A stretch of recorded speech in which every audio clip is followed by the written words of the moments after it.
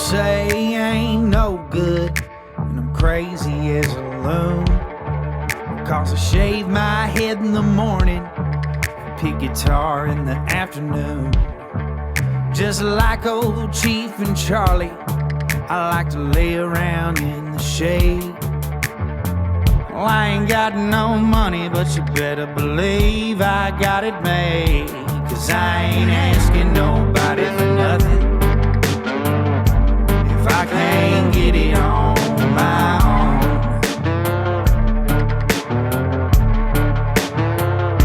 If you don't like the way I'm living, just leave this bald-headed country boy alone. What's up, folks? Thank y'all for tuning in to the Josh Terry podcast. I don't get giddy. I don't get excited about shows anymore. I really don't. It's just become natural and just, I just don't fangirl. But today I've got somebody that I would have never thought I would have had on this show 10, 15 years ago. And I am so excited. Mr. Jason Micheal Carroll. What is up, my dude? Brother, thank you so much for having me on. I appreciate it. You have no idea. Like I am grateful. So before we get started, I wanted to tell you this, but I wanted to wait until I had you on camera or already us recording first. So I'm sure you have artists that their songs touched you at some point in your life and you never will be able to get over that song. And you can always remember where you were at or whatever. You have a song called Let Me Go. And I was probably 20, 21 years old, and I was seeing this girl, and we were literally where parents didn't like either one of us on either side, but we were just like puppy love, just everything. And we made a decision to move out and move in together and literally live pretty much in a cardboard box, to be honest with you. And I had your CD then. I had that album then. And me and my buddy used to throw down to Growing Up is Getting Old. I still rock that one to this day. It's one of my favorites. And let me tell you, we were riding dirt roads and that song, Let Me Go, came on. And I had never heard it. It was back when you bought CDs, you just let the whole damn thing play through. And I remember me and her pulling over on the side of a dirt road crying when that song came on. And we were like, you know what? If we're going to make this decision, this was a sign from the good Lord right here.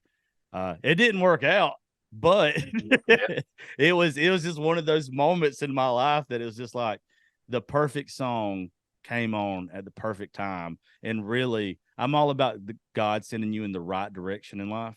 And like, he'll give you little signs to let you know, even if you're not where you want to be, you're where you're supposed to be. And that song, when it came on that day, I'm telling you, it hit me like a ton of bricks. I still remember being 21 years old crying. So I want to thank you. It's something that if I ever got a chance to tell you, I wanted to tell you. Man, I appreciate it.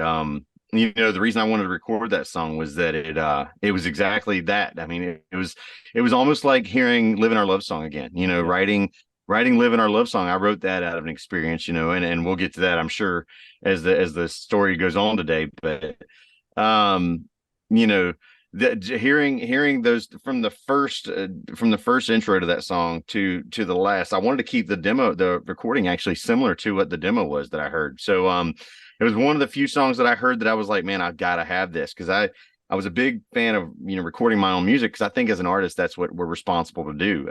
Not that I don't think that there's way better songwriters in Nashville than I am. But I believe as an artist, part of my responsibility to the listeners, to my, I hate the word fans, to my friends out there. Yeah.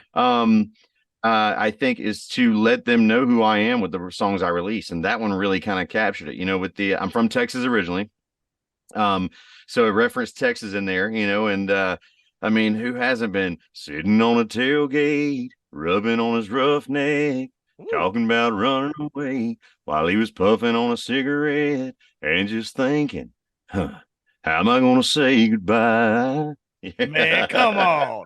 I just got goosies everywhere, son. Oh, dude, I'm telling you, it seems like everything that you've ever put out, whether it was, I know mainly your singles are just so powerful. One thing that we do is we travel a lot with social media personalities. And my goal and what I want to do for the rest of my life is I want to take artists that are up and coming that don't have the big social media following or are horrible at social media or whatever. And I want to get these folks. Hey, dude, there's nobody. I'm telling you, it's the more the. I mean this in all due respect to most of the artists. The people that are really good at your craft are horrible at social media, but you're great at what you do. Like, you're not going to be good. It's hard for me to see an artist like you or so many others that we hear at Writers Rounds that are just amazing, but they suck at marketing themselves. So what I try to do is I take these social media personalities and I mix them. These people that have millions of followers and they can sneeze on screen and it's going to get 100,000 views or whatever. So I mix them with these artists that I'm obsessed with that I think are just really talented, that whether they don't fit a mold or whatever it is, I want to mix the two. Yesterday, there's a woman that's here that's traveling to Mission 22, a veterans event with us tomorrow. Her name's Gypsy. She travels the country in her van. That's all she does. Like, she lives this free, just really beautiful life. And anyway, I played her Alyssa Lies yesterday, and she had never heard it. And this 45, 43-year-old woman just breaks down in tears. And it's just like, I do not know how I've never heard that song in my life. But it's sad that those songs aren't the ones that are just being pushed the way they ought to, if that makes sense. And I hate that. I mean, you have obviously a big ass name anyway. Like, you're well known. I think you're one of those that it's like, why isn't this dude at the top of so many pillars? Like, why isn't this guy more well known? Talk about it. Yeah. But dude, yeah, I just think everything you put out is powerful. You don't put generic shit out there, is what I'm saying. Like, if it's no, some of the party anthem songs that I've written, I feel like they're going back to who I am and my responsibility to the listeners out there. I think I've lived an interesting enough life to tell my stories, and you know, I'm decent at making them rhyme. You know, I started writing songs when I was 8 years old. My brother, we lived in a trailer in Zebulon, North Carolina, and I remember I was my growing up, my upbringing was a little tumultuous. My dad was a fundamental independent Baptist preacher, but he didn't find Jesus till I was 7 years old. And I remember growing up the way I did. It was one of the first times, one of the first memories I have was when I was 5 years old. We moved from Texas to Youngsville, North Carolina, a little place called White Street. And there was a duplex right off of White Street that I remember. That was one of my first memories in North Carolina. And my parents would throw kegers out at the duplex that I grew up in. And my mom said that one of the parties they were at, they were having a good time. I'm pretty sure there was lots of substances being used in the vicinity. But all of a sudden, my mom started freaking out because she said she couldn't find me. And when she went all through the house and was yelling my name, she said the place she found me was on the back porch, sucking on the tap from a keg of beer. And so that's one of my first memories, actually, was growing up in that duplex, the same duplex where on Friday nights, you know, my parents would go to the video store back way before Blockbuster, when local video stores were the thing. And my mom and dad would, you know, they'd rent their movies, whatever came out that they were excited about. And I'm sure for my dad, it was, you know, something with a either a Western with John Wayne in it or something similar. And my mom would typically get one of the movies I remember her renting often was, she loved the movie Purple Rain. And then when to keep me quiet, they would shut me up by letting me rent a film. And one of my buddies next door in the duplex I lived in, Robert Faison, Robert and I we were so close growing up, dude. And every Friday night we get back from the video store and Robert would meet me in the driveway, be kind of like peeking around the house, like, you know, and my parents would go inside and Robert would come running out around the house and he'd say, "Did you get it?" I was like, "Yeah, I got it." And every Saturday morning before my mom kicked us out, she would either say, "Get out" or "clean."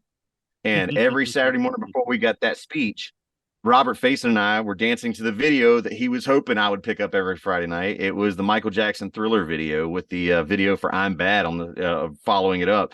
And so every Saturday morning, my buddy Robert Face and I were dancing to Michael Jackson's Thriller in the living room.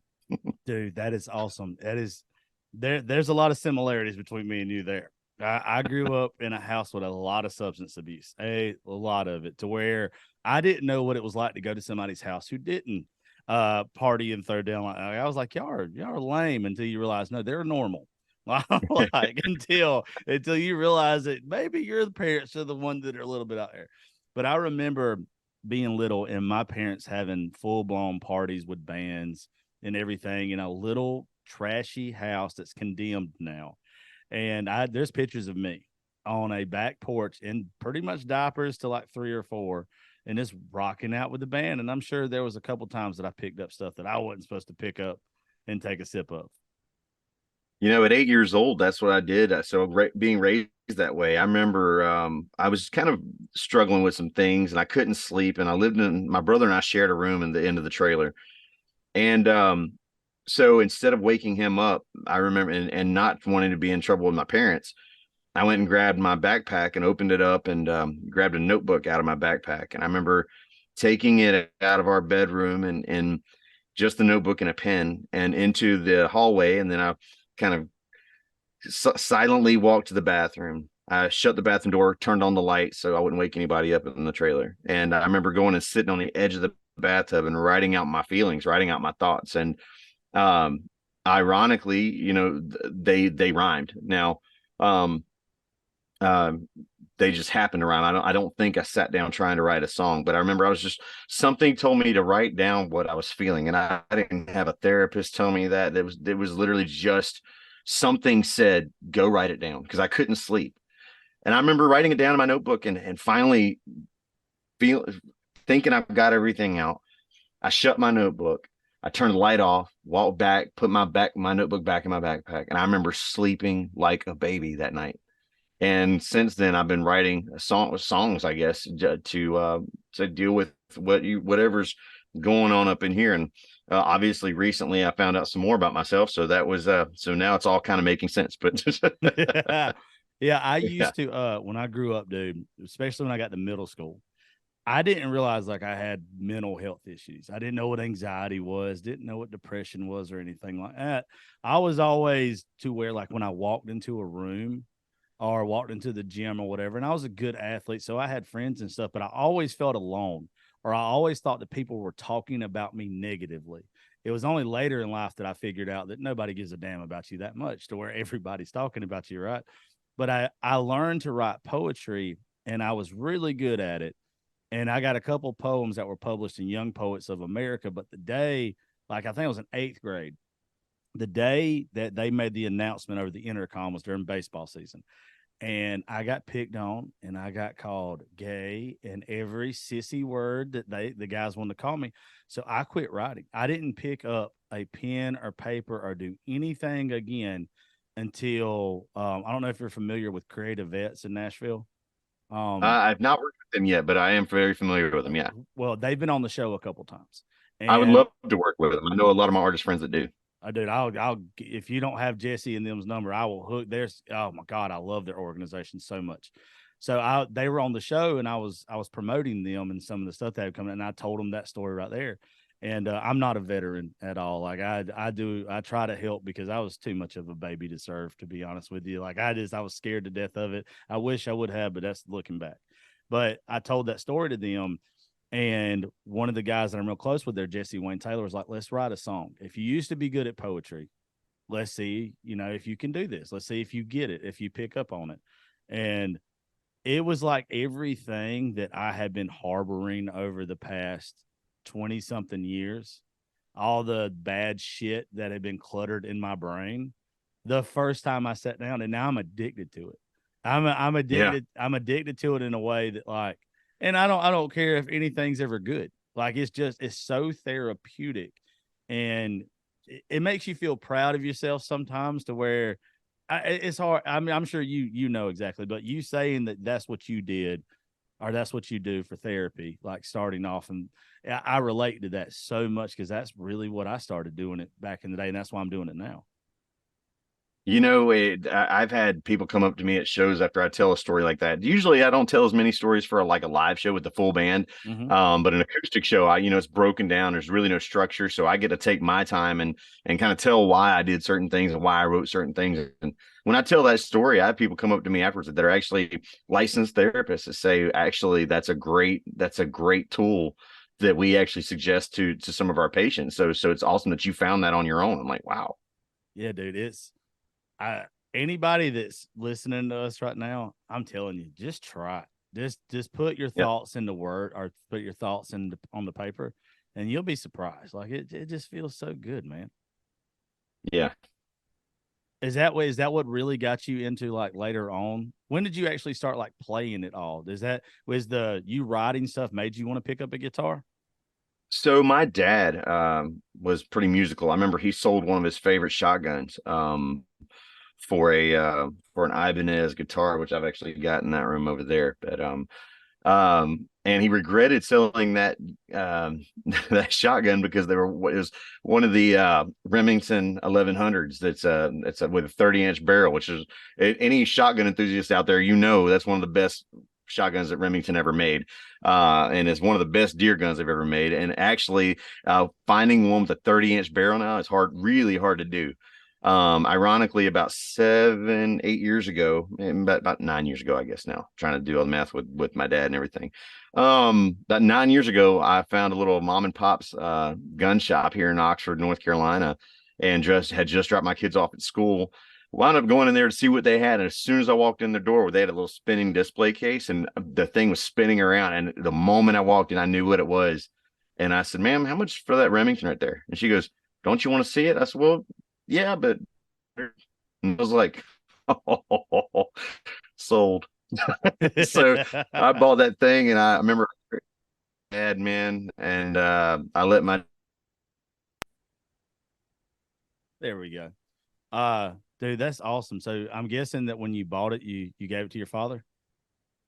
I did. So after I bought that shotgun, I carried it to my dad and I said, Dad, I bought this. I know how much you loved your other one. I said, this is my shotgun, but every time we go hunting, I'll let you use it. That's awesome. Yeah. So he was thrilled, man. He carried that thing the last few times we went hunting together. It's pretty awesome. That's cool. My dad, he's had a lot of ups and downs in his life. Substance abuse, alcoholism, but always been like a good dad, like he was never the one that was going to be there all the time, but he was the one that made sure you had everything you needed. Like lights were on, food on. I mean, you might have ate some shitty food at the time. I grew up poor, but he's still like you didn't know you grew up poor. Like you were happy, right? And he had a Scottsdale, old Chevrolet Scottsdale or whatever it's called, the square bodies, and he had to get rid of it to pay bills. And I have made a vow to myself that as soon as I get the first big check from this, if that day ever comes, that's literally the first thing I'm getting. And I'm going to do the same thing you did. He can drive it, but he can't have it. But I want to make sure that we get one back in the family. Man, my dad grew up rough. And this will lead into, the way I was raised and why I became the person I am. But my dad had I mean, he said when he was 7 years old, his dad walked down their family. My grandmother, my abuelita, she was from Spain. She grew up in Mexico City. And in Mexico, there's only two classes of people. There's the upper and lower. And you either ring a bell for service or you answer the bell. And my grandmother, she rang the bell. And so when she fell in love with a gringo, my granddad, he knocked 4 kids out with her and then he left her high and dry. She didn't know how to cook. She didn't know how to clean. She was, she didn't know what to do. So my dad remembers his dad leaving at 7. And he she did the best she could. My dad had to lie at 14 years old about his age so he could go get a job at Jack in the Box down the street and bring home a check for the family after school. He wanted to quit football one time, and my grandmother, my abuelita, she told him, she said, "Oh, why do you want to quit?" He says, "Because they're picking on me." And she said, "Oh, it's too tough for you?" She said, "You either go back to practice or you wear that dress." And my dad chose to wear the dress, and she made him walk around the neighborhood he got in several fights because of it. So my dad grew up tough.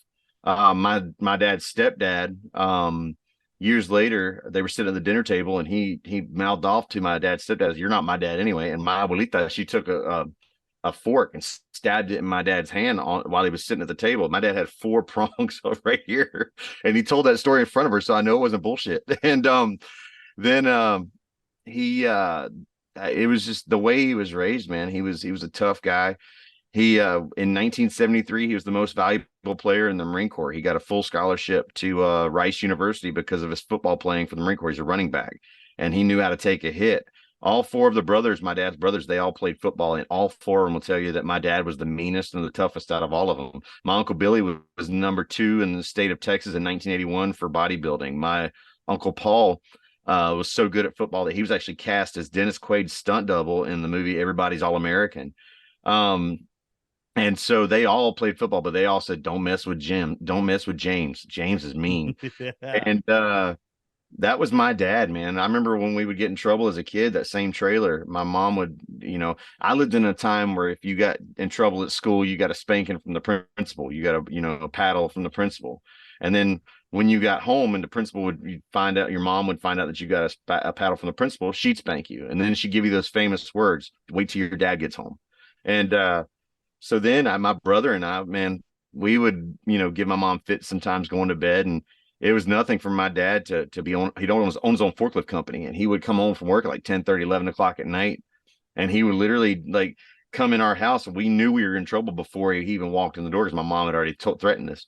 And so he'd come in and he'd go to the other end of the trailer. And then when we heard the footsteps coming down the hall, we knew we were getting it. And he'd flick the light on and say, "Get up." And we knew what that meant. My brother and I would get up, 2 years apart. We were 7 and 9 at the time, I believe. And we would get up, we'd put our shorts and our shoes on, and my dad would run us around the trailer park. It was a circle, and he would run us around the trailer park in the family station wagon, singing Marine Corps cadence out the window, and we had to sing it back to him at 10:30 at night, until he thought we were tired, and we'd go back to the trailer and go back to bed. There's something, and like I don't care what these new helicopter parents or these sensitive folks say. There's something special about being raised that way. Like Oh yeah. I don't think I was ever raised that hard. Now I've had to cut my own switch and stuff like that, but I've never had to run around a trailer park with a wagon following me around. But like I think that there's something about that just speaks for the kind of person you are the rest of your life and how you handle situations. And it just seems like to me, the people that were raised hard, you're just so good at overcoming, and you're also good at seeing just how beautiful things are, even when they're bad, to me. I think that can lead to it. I also think that it makes you cynical. It can make it, if you let it beat you down. I remember being raised that way. My dad found Jesus when I was 7. So like his dad walked out when he was 7. My dad found Jesus when I was 7. And so he quit drinking, smoking, cussing cold turkey. The only thing he couldn't quit was his temper. So I remember my mom, I had a younger brother and sister, and my job for them was whenever my dad and mom would get in a fight, mom would steer the fight away from the bedroom or from wherever we were in the house. Usually my mom would say, "Go sit on the couch in the living room." So I would go take my brother and sister, and I'd sit on their couch and hold a hand. And, my mom would usually steer the fight to the kitchen or something like that. And I remember one of the times I did that from 7 to 13. When I was 13 years old, I got up off the couch and I said, "I can't take it anymore." And I remember I walked into the room, into the kitchen. Now we lived in an old 1903 farmhouse. From the living room to go to the kitchen, you had to walk through the old dining room, which at the time we had converted to my bedroom, because I was getting older and I didn't want to share a room with my brother anymore. So when you walk through that room, there was a 4x4 post bed with 2x6 rails on the side, and a 1x4 is holding up a piece of plywood. That was my box spring, and a mattress on top of that. And I remember walking through there and into the kitchen, and my mom was up against the fridge, and I looked at Dad and said, "Dad, you're not going to touch her again. Put her down." And I mean, I was no bigger than this, than a mic stand. And Dad looked at me and said, "What'd you say to me?" And he came rushing at me. I remember seeing my mom's feet hit the floor, and he came rushing at me, and he wrapped me up with that perfect football form I told you about a minute ago. And we went into the bedroom, and we crashed into my bed and fell through it and broke it. And I remember I was laying there and couldn't breathe. All the air was out of my lungs, and I'm just sitting there trying to breathe. But I remember thinking in my head, it was kind of cool too, because I was a huge WWF fan at the time. And so, so I was like, I guess I don't know if that's where the hard-headed things came from. Isn't it crazy how we rationalize our trauma? Yeah. As you can tell, I got wrestling belt behind me. I'm sitting here thinking the same thing right now. I was like, you know what? That sounds like some WWF stuff. I noticed the NWO belt, man. That was pretty cool. Yeah.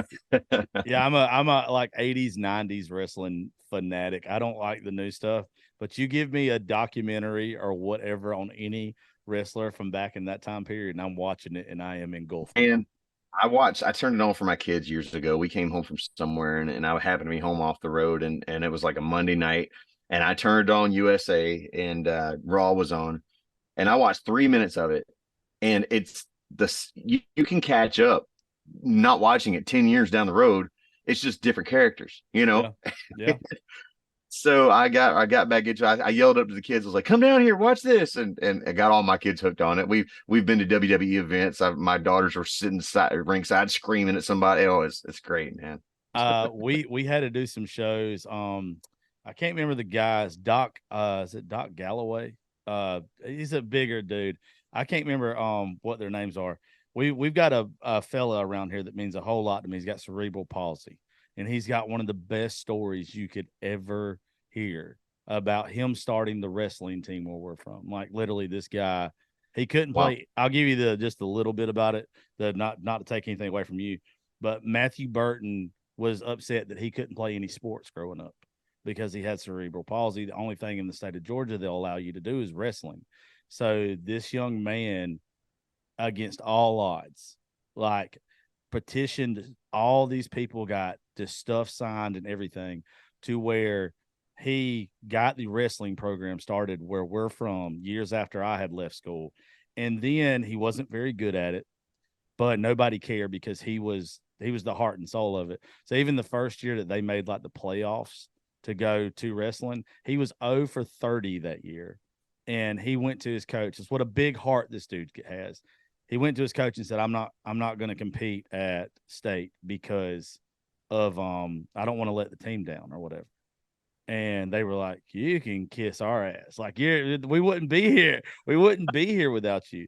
So he's a big wrestling fan, and we had him in the studio not long ago, and these guys from WWE came and did a show probably about 2 years ago, and they walked in and surprised him, and he went ape shit.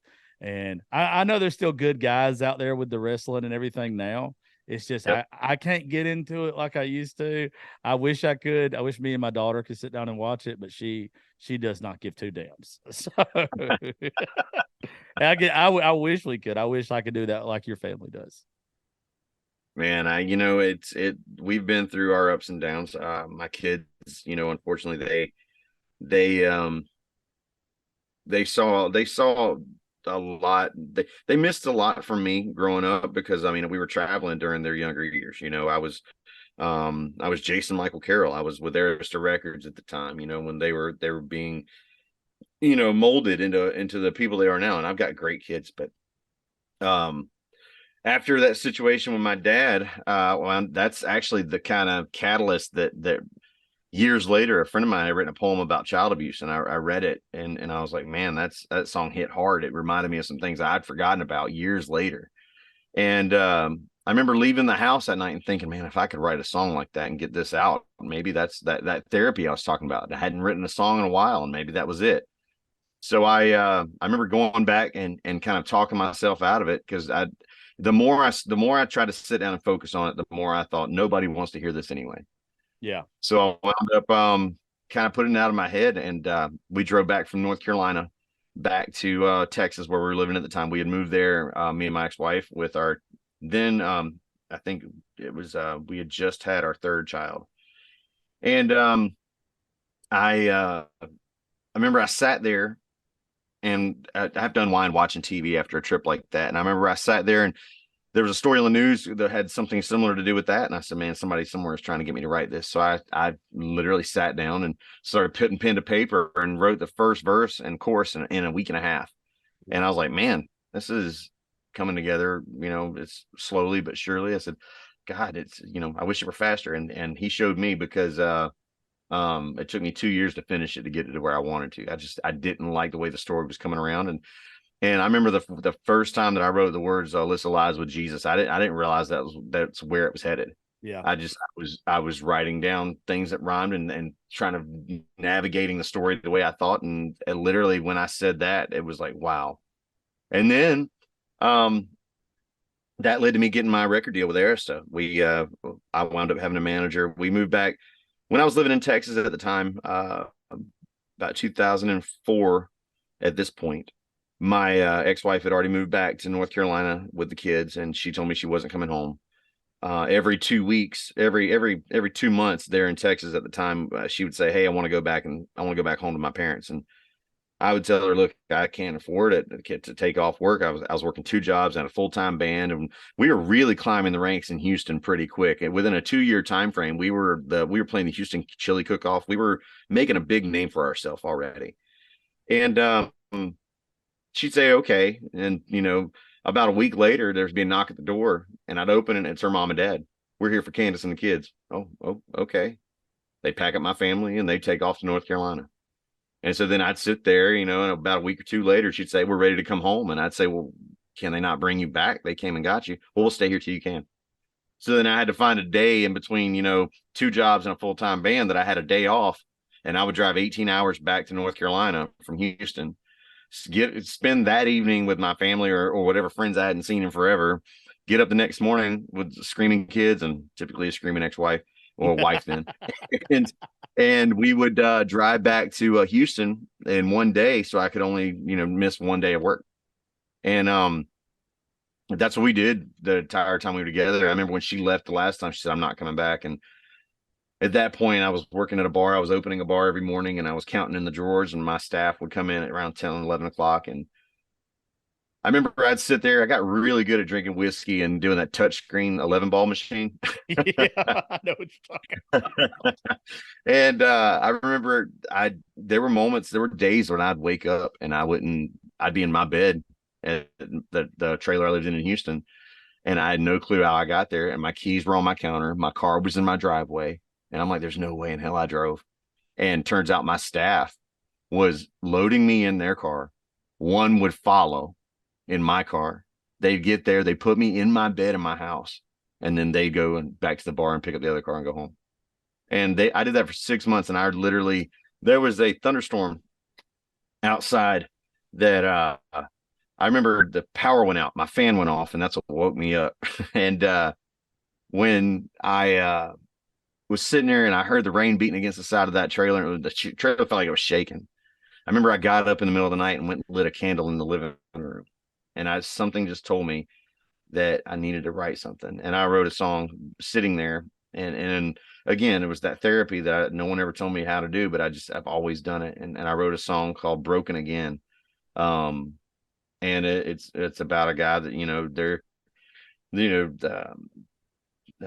sitting in candlelight, lost in the thought. I'm sitting in candlelight, lost in the thoughts in my head, and the wind just keeps whispering all of those things that you said.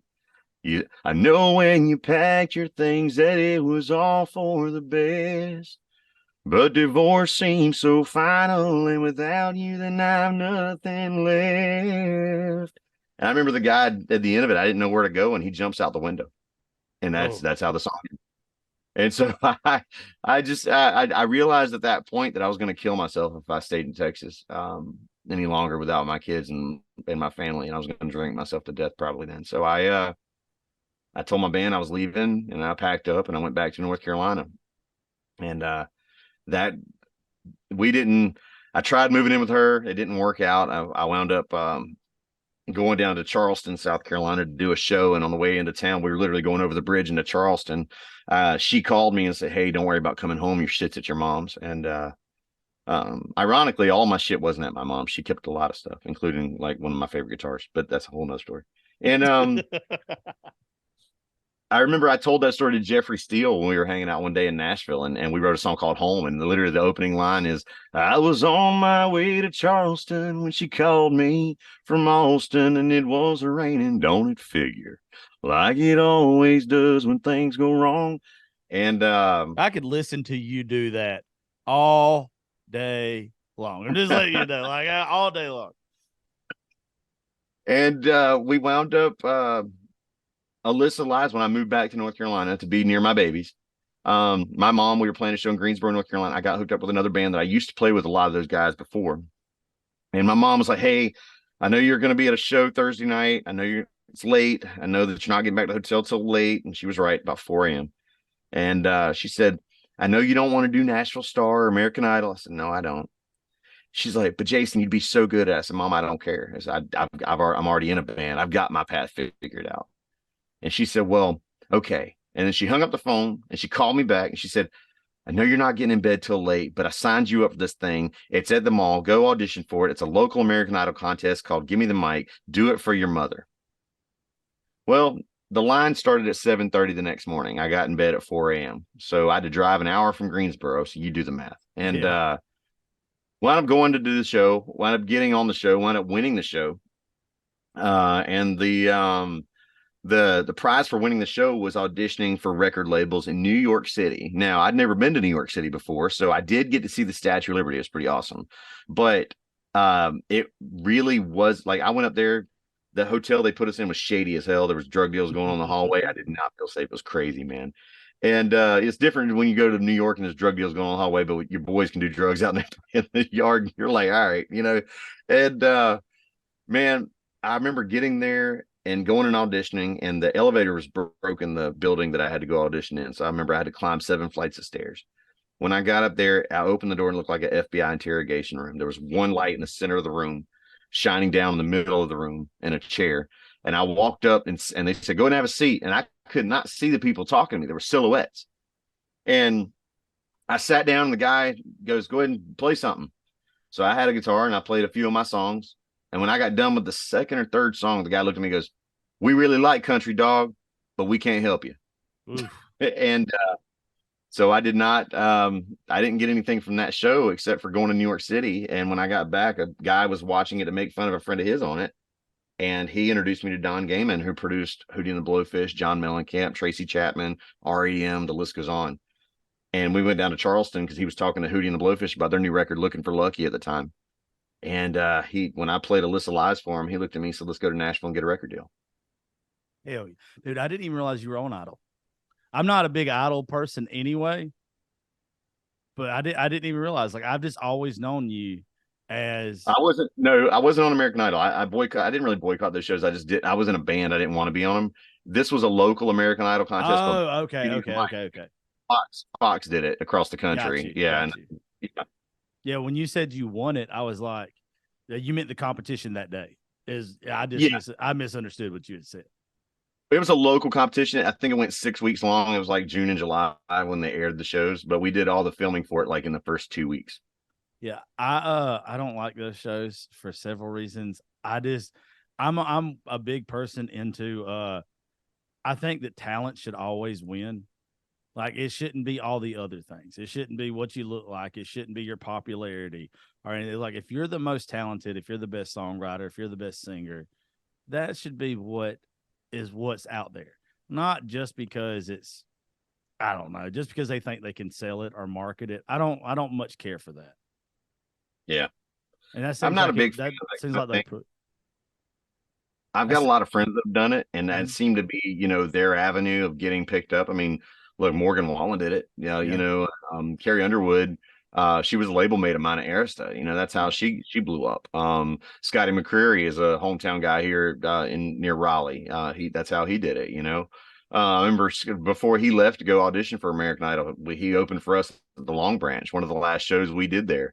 And he goes, "Man, I'm thinking about doing this show, American Idol." And I was like, "Go for it." And my mom had been begging me to do it before then. And I was like, and that just wasn't my thing. But when he told me, I was like, "Man, good luck." Yeah. And he actually opened for us right before he went off an audition. That was pretty cool. Speaking of that, I think me and you have a good buddy in common that was on there, Cameron Havens. Oh man. I wrote a song with Tell me there's a sweeter person in the world than Cameron Havens. There is not, man, and his story is amazing. Oh, dude. Yes. But tell you what, Cameron is one of those guys that he's never met a stranger. You know, you don't. I can't. If we ever went to a big city, I wouldn't leave him alone because I just don't. I don't think he's cut to make it out of there. You know? The first show that me and him ever did together, well, I saw him play at the local, and every time I go to either the local or to Live Oak, if I have a mutual friend amongst somebody, they're like, "Hey, we want to introduce you to Josh and get you on their show or whatever." So as soon as I walk in, my buddy, who's like my big brother, Lee Tucker, is like, "I'm going to go up to Cameron and I'm going to ask him to play the One Last Breath song." One And last and yeah, missing right here. Whew. yeah. And I was like, okay, that's cool. I didn't know Cameron at the time. I'm sitting there and I've got a drink in my hand. And I always judge a song by two things, Jason. One, if it makes me want to put another drink in my hand, and two, if it makes me cry. That's how I know that it is a good song. I'm a crybaby. I'm tenderhearted as hell. And when he Yeah. told the story behind the Last Breath song, I'm telling you, I was like, I've got to talk to him as soon as he gets off. And then he told me a whole lot more of it. And we did a couple shows together. I brought him down to Macon to play at some of the places that we helped book and all this kind of stuff. And he's just somebody that he's an amazing little dude, man. And he's just a sweetheart. Dude, he's a good guy. And you know, a hell of a songwriter. Oh, yeah. You know, we wrote one a couple weeks ago that I thought was pretty cool. It's I'm not gonna play the whole thing for you, but it's like You can play as much as you want to. I do not care. we were talking about you know, my wife has grounded me from watching the news because I get so angry watching the news. And you know, I'll say the same thing a lot of my veteran friends say, that this isn't the country I signed up to fight for, and that's crazy, you know. And so we wound up writing about the news that day, and it was kind of funny, but we wrote this thing, and it's watching TV, it's easy to think we're too far gone. And the good book says that we ain't too far off. Some madman sitting with his hand on a button, hell bent on turning us all into nothing. Right now, sitting next to you with your hair down, cuddled on the couch with my arms around you. Ain't nothing gonna beat this view. So if the stars fall, the mountains crumble, and heaven calls, with the two of us here like this, girl, if that's the way the world ends, that's fine by me. Dude, Man, it just man. Cameron, man, that's Cameron and I. He's such a good writer, man. I love writing with that kid. Dude, I love the little fella. You have such a unique voice. Like it's to me, when I dig into an artist and when I like them, there's a uniqueness to them about it that you just can't find nowhere. To like how you can say somebody's trying to sing like Keith Whitley, or you can say that somebody's trying to sing like George or whatever. You can't compare you to nobody. And that's a great thing. Like, your voice is your voice. I've never heard your voice before, anybody close to it. Man, thanks. I appreciate it. I remember when Alyssa Lies came out, people were telling me all the time that they were like, "Hey, man, I love your song Voices," because they were comparing Chris Young and I together. Not even close. Yeah, not even close. And dude, it was kind of funny because Chris and I were signed to the same Sony umbrella. He was on Columbia and I was at Arista. Yeah. So yeah. So even though we were competing, Chris and I, you know, I remember I wasn't sure if Chris liked me or not. And when I left the label, we really didn't talk about anything, you know, and I'll get into why I left and all that stuff in a little bit. But so I wasn't sure if he liked me or not. And I remember I had some health scares about 3 years ago, and I posted about them online. And I did a show at Live Oak about 2 years ago. And when I got there, maybe a year and a half ago, and when I got there, Chris was there, and he came straight up to me. He goes, "Jason, you okay?" I was like, "Yeah, man, I'm all right." "Wow, what's going on?" He goes, "No, I saw you've been sick." And dude, I was like, "Man, thank you so much." And he said, "I've been praying for you, man." And that was very nice of him, dude. So, So I guess that squashed my if I was concerned he didn't like me or not. He's one of those guys that I have followed like you, that I like so much of his stuff. And Mm-hmm. he's one of those I have no connection with whatsoever. Like, I knew Vaden knew you and Cameron knew you and everything. He's one of those that I think he probably has a very unique story from the outside looking in, and would like to, Yeah. talk to him one day. But what He's a I'll say, Texas, do what? he's a Texas boy. Yep. Y'all's Texas ones are special. I'm from South Georgia, but if there's one other place I would fit in this world, I feel like it would be Texas. Oh yeah. Yeah. This whole time I've been trying to figure out why your voice resonates so much, and it hit me right then. Like when I was thinking about Alyssa Lies, is you've got how some guys don't want to listen to sensitive. Yours is a very manly voice, but you can hear the sensitivity in it. Oh Like, well. I really, yeah. I mean that in the best way possible. There's some songs that I won't listen to because I know that and I like sad songs. I don't like happy songs. I won't listen to a happy song. People probably think I'm the most depressed person on the planet because if you get in my truck, you're going to hear the saddest, best storytelling country songs of all time. But it's never like anybody whining, if that makes sense. Yeah. Like, I don't like the whining stuff. Your Mhm. stuff is sensitive and heartfelt, but it's manly at the same time. Man, I appreciate it. So when my dad found Jesus, I don't know if I think I told you this story or not, but there was one of the songs. My brother and sister really didn't really kind of miss it as much because they weren't as old. But I remember when I was 7, and my parents took away everything that was secular music. The only thing we could listen to was gospel music growing up, and even gospel music without drums. Like anything with drums in it was of the devil. I grew up like the Water Boy. Okay. And I remember my uncle would come back from Fort Bragg, and he'd stay with us a little while, and he'd say, "Well, now, Jason, don't tell your parents what I'm about to do." And my uncle would turn it to a rock and roll station, and I mean, there were songs like and obviously I kind of covered the song at my shows, but because I love this stuff, but it just didn't seem fair they took it away to me. Like oh, I just died in your arms tonight. It must have been something you said. I just died in your arms tonight. Oh, I just died in your arms tonight. It must have been some kind of key. I should have walked away. I should have walked away. And I just grew up with that, and so the first time people would come up to me when I got in my first band and they'd say, "Play George Jones." I'm like, "Who?" Because I was still playing stuff, man. I wasn't allowed to. I know that's sacrilegious, bro, but I remember the first time that I could get on stage and do the he said I love you till I die.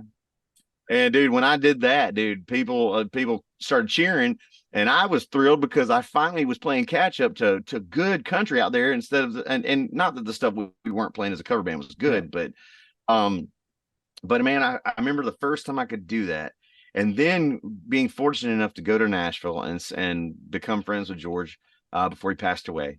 Was at his birthday party, his 80th birthday party, I believe, and man, George and Nancy were always good to me, and I was fortunate enough to say he's a friend of mine before he passed. So it was really cool to be able to do that. But that's something that I wouldn't have guessed growing up the way I did.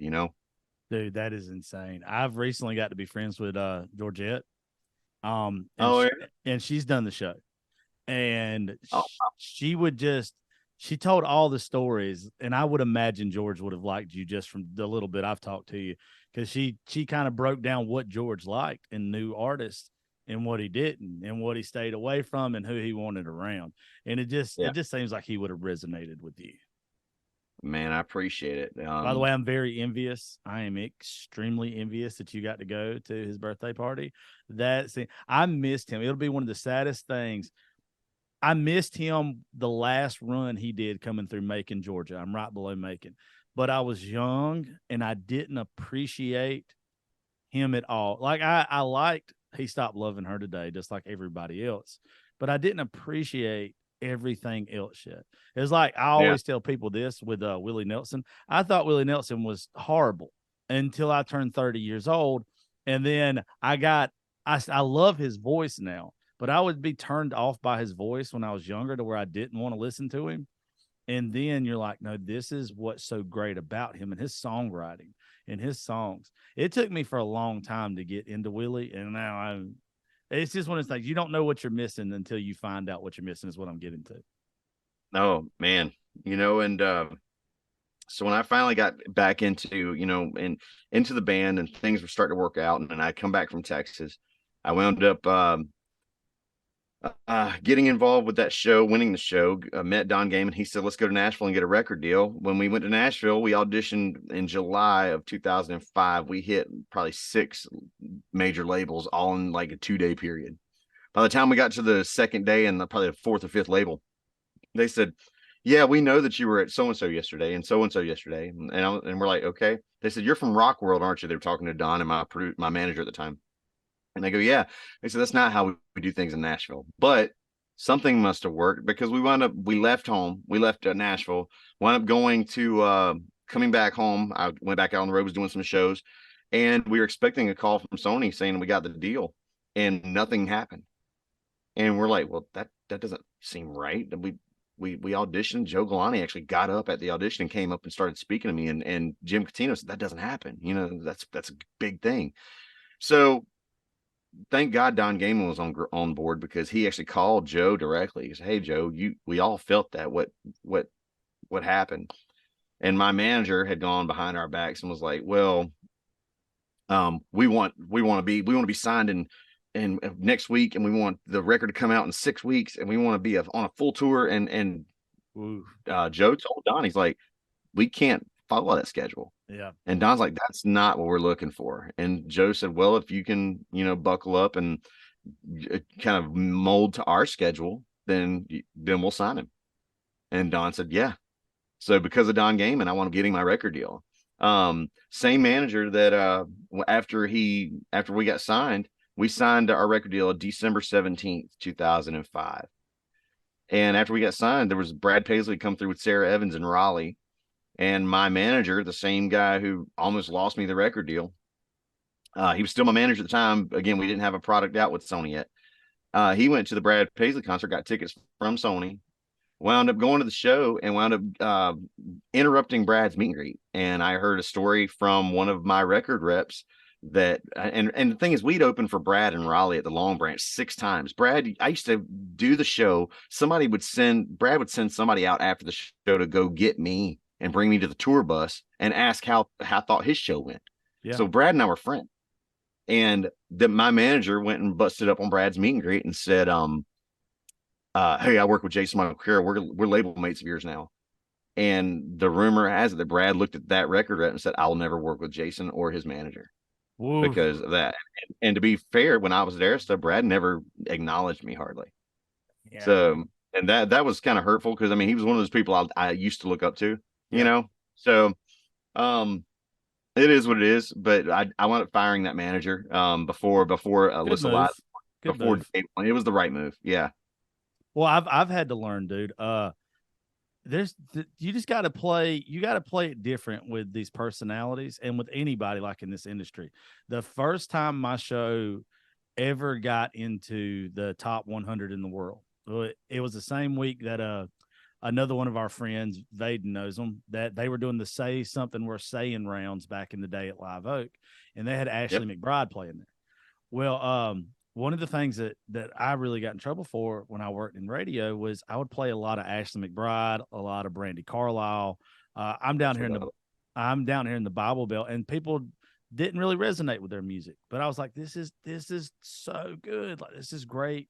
I don't understand why you guys aren't digging it. Right. And so one of my friends introduced me to Ashley after the show. I was drunk. I was talking her head off to the point where she was nice and friendly as she could be. Like, she could not have been nicer, but somebody ended up having to come up to me, and I didn't know the etiquette. I really didn't, to where it was even like when Vaden asked me to come back to their house afterwards, that they were going there, Ashley and all them going there. my buddy was even like, look, if this is going to be the people you work around, you can't do this. Like you can't, you have to know how to play it. And now 2 years later, I'm invited to a lot of places because I learned how to act. But you rub one person the wrong way, and you can not just screw yourself, but you can screw your whole circle. So we wound up getting to Arista, and when we left, when we were there, we had made the record.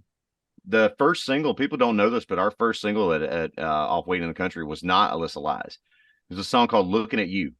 And some people like staring at the sunset, and some prefer a tropical view, and some like gazing at the stars and the moon, but I like looking at you.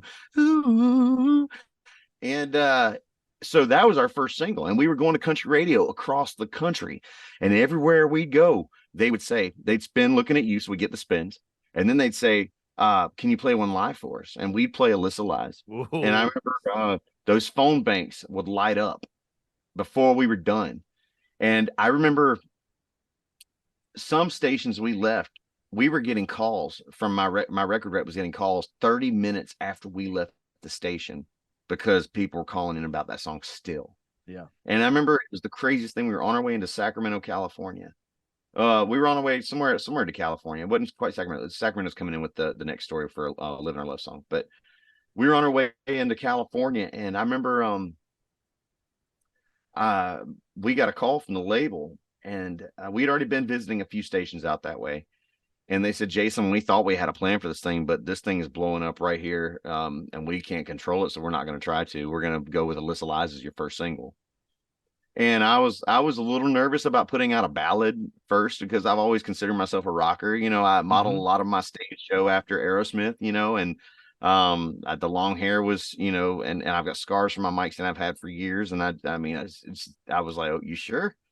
And we went with it. And I was a little nervous, but also relieved because my record rep from the West Coast, I love her to death, Lori Hardigan. She's with Curb Records now. Lori's amazing. Very creative type.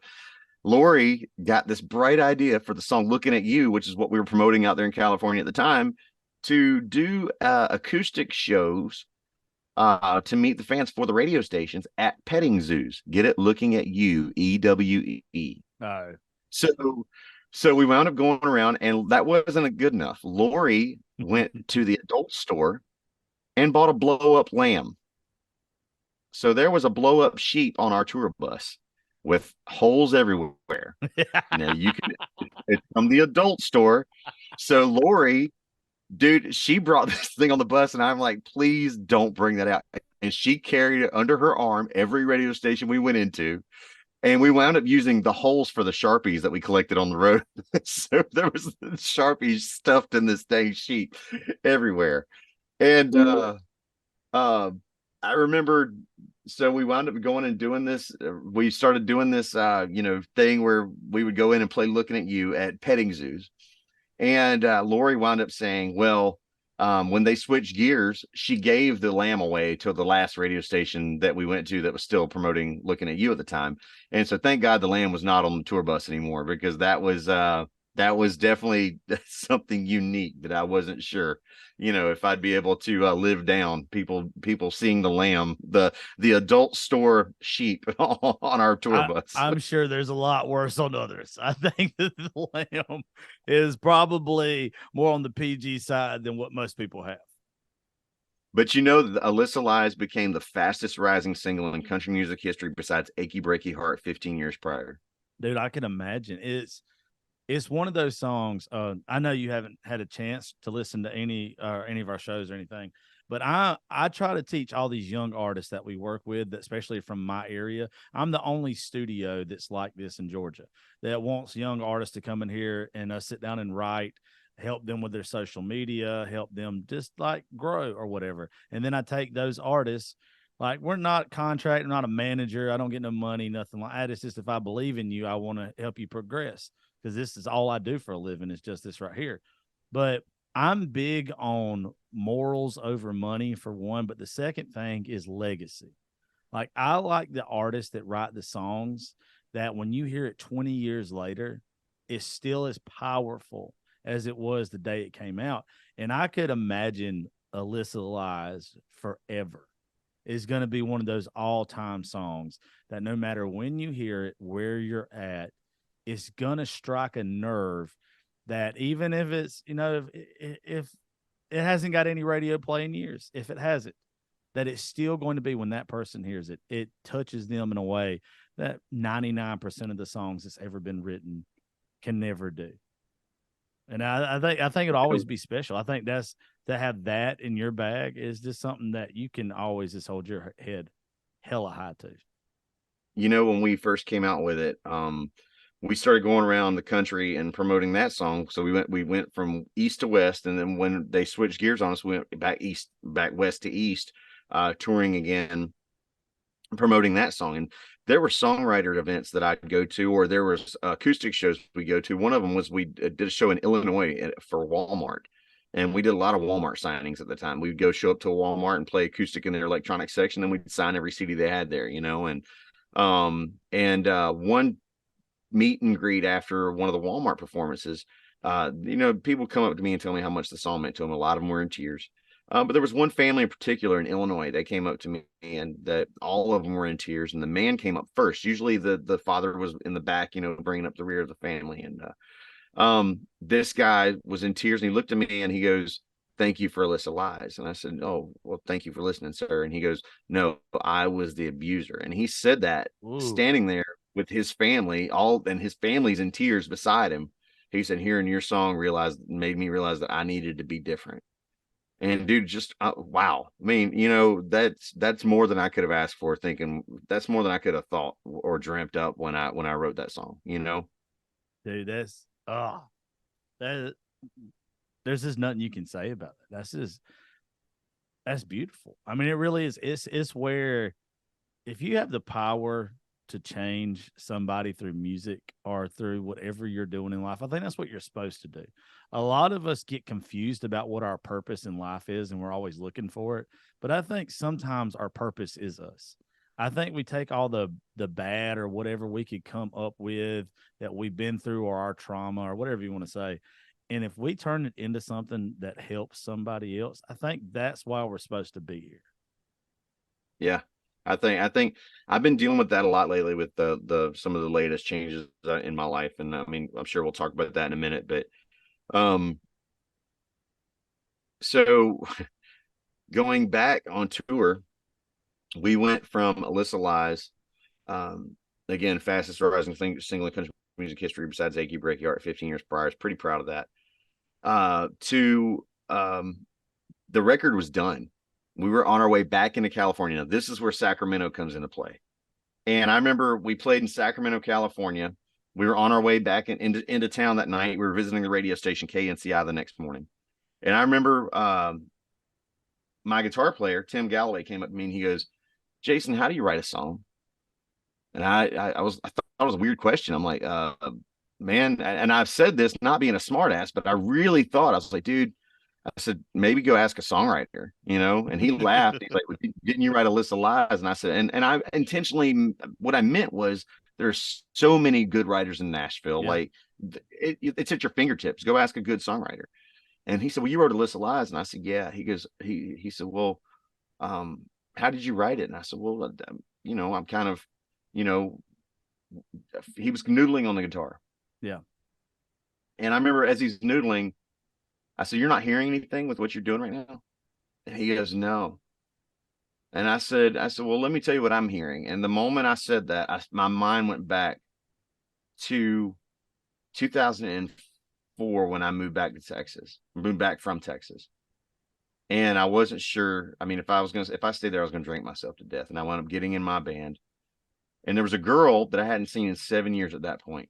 Her parents sent her away to college to get her away from me. They found out she was dating a Marine / musician / and we were playing a show in Greensboro, North Carolina. And I remember we were about to hit Downbeat, and the first song on our set, I didn't make our set list up that night, but we were about to start the first song, and I look at the back of the room and I see her walk in. And I said, "Hold on a minute, guys." And I jump off stage. I ran to the back of the room. I looked at her and said, "Look, I am so sorry things went the way they did. You never have to speak to me again. I I think about you all the time. I hope your life turned out great. I still love you, and I'm sorry. I kissed her on the cheek, got back on stage, and the first song of our set that night went like this right here. And I did not make our set list up, swear to God. This is the first song. Well, I haven't seen you in forever. No, you haven't changed a bit. You didn't think that I'd remember. How could I forget? We sang Bobby McGee on the hood of my car, made a wish on every star in that clear September sky. One bottle of wine and 2 Dixie cups. 3 a.m. I fell in love for the first time in my life. Oh, that's something that just don't happen twice. Come on, man. That's what my mind went to when my guitar player asked me how to write a song, and he was kind of noodling. Yeah. And I went straight to that moment, and how she walked back in, and I took that chance. And this is what we started writing right after he asked me that, and where my mind went to. Baby, when I look at you with your hair falling down and your baby blues, stand there across the room, I get so lost in the way you move. It makes me reminisce back to years ago on a night like this, teary-eyed as you took my hand, and I told you that I'd be your man. So many things have come, so many things have gone. One thing stayed the same, as our love still going strong. Baby, just look at us, all this time and we're still in love.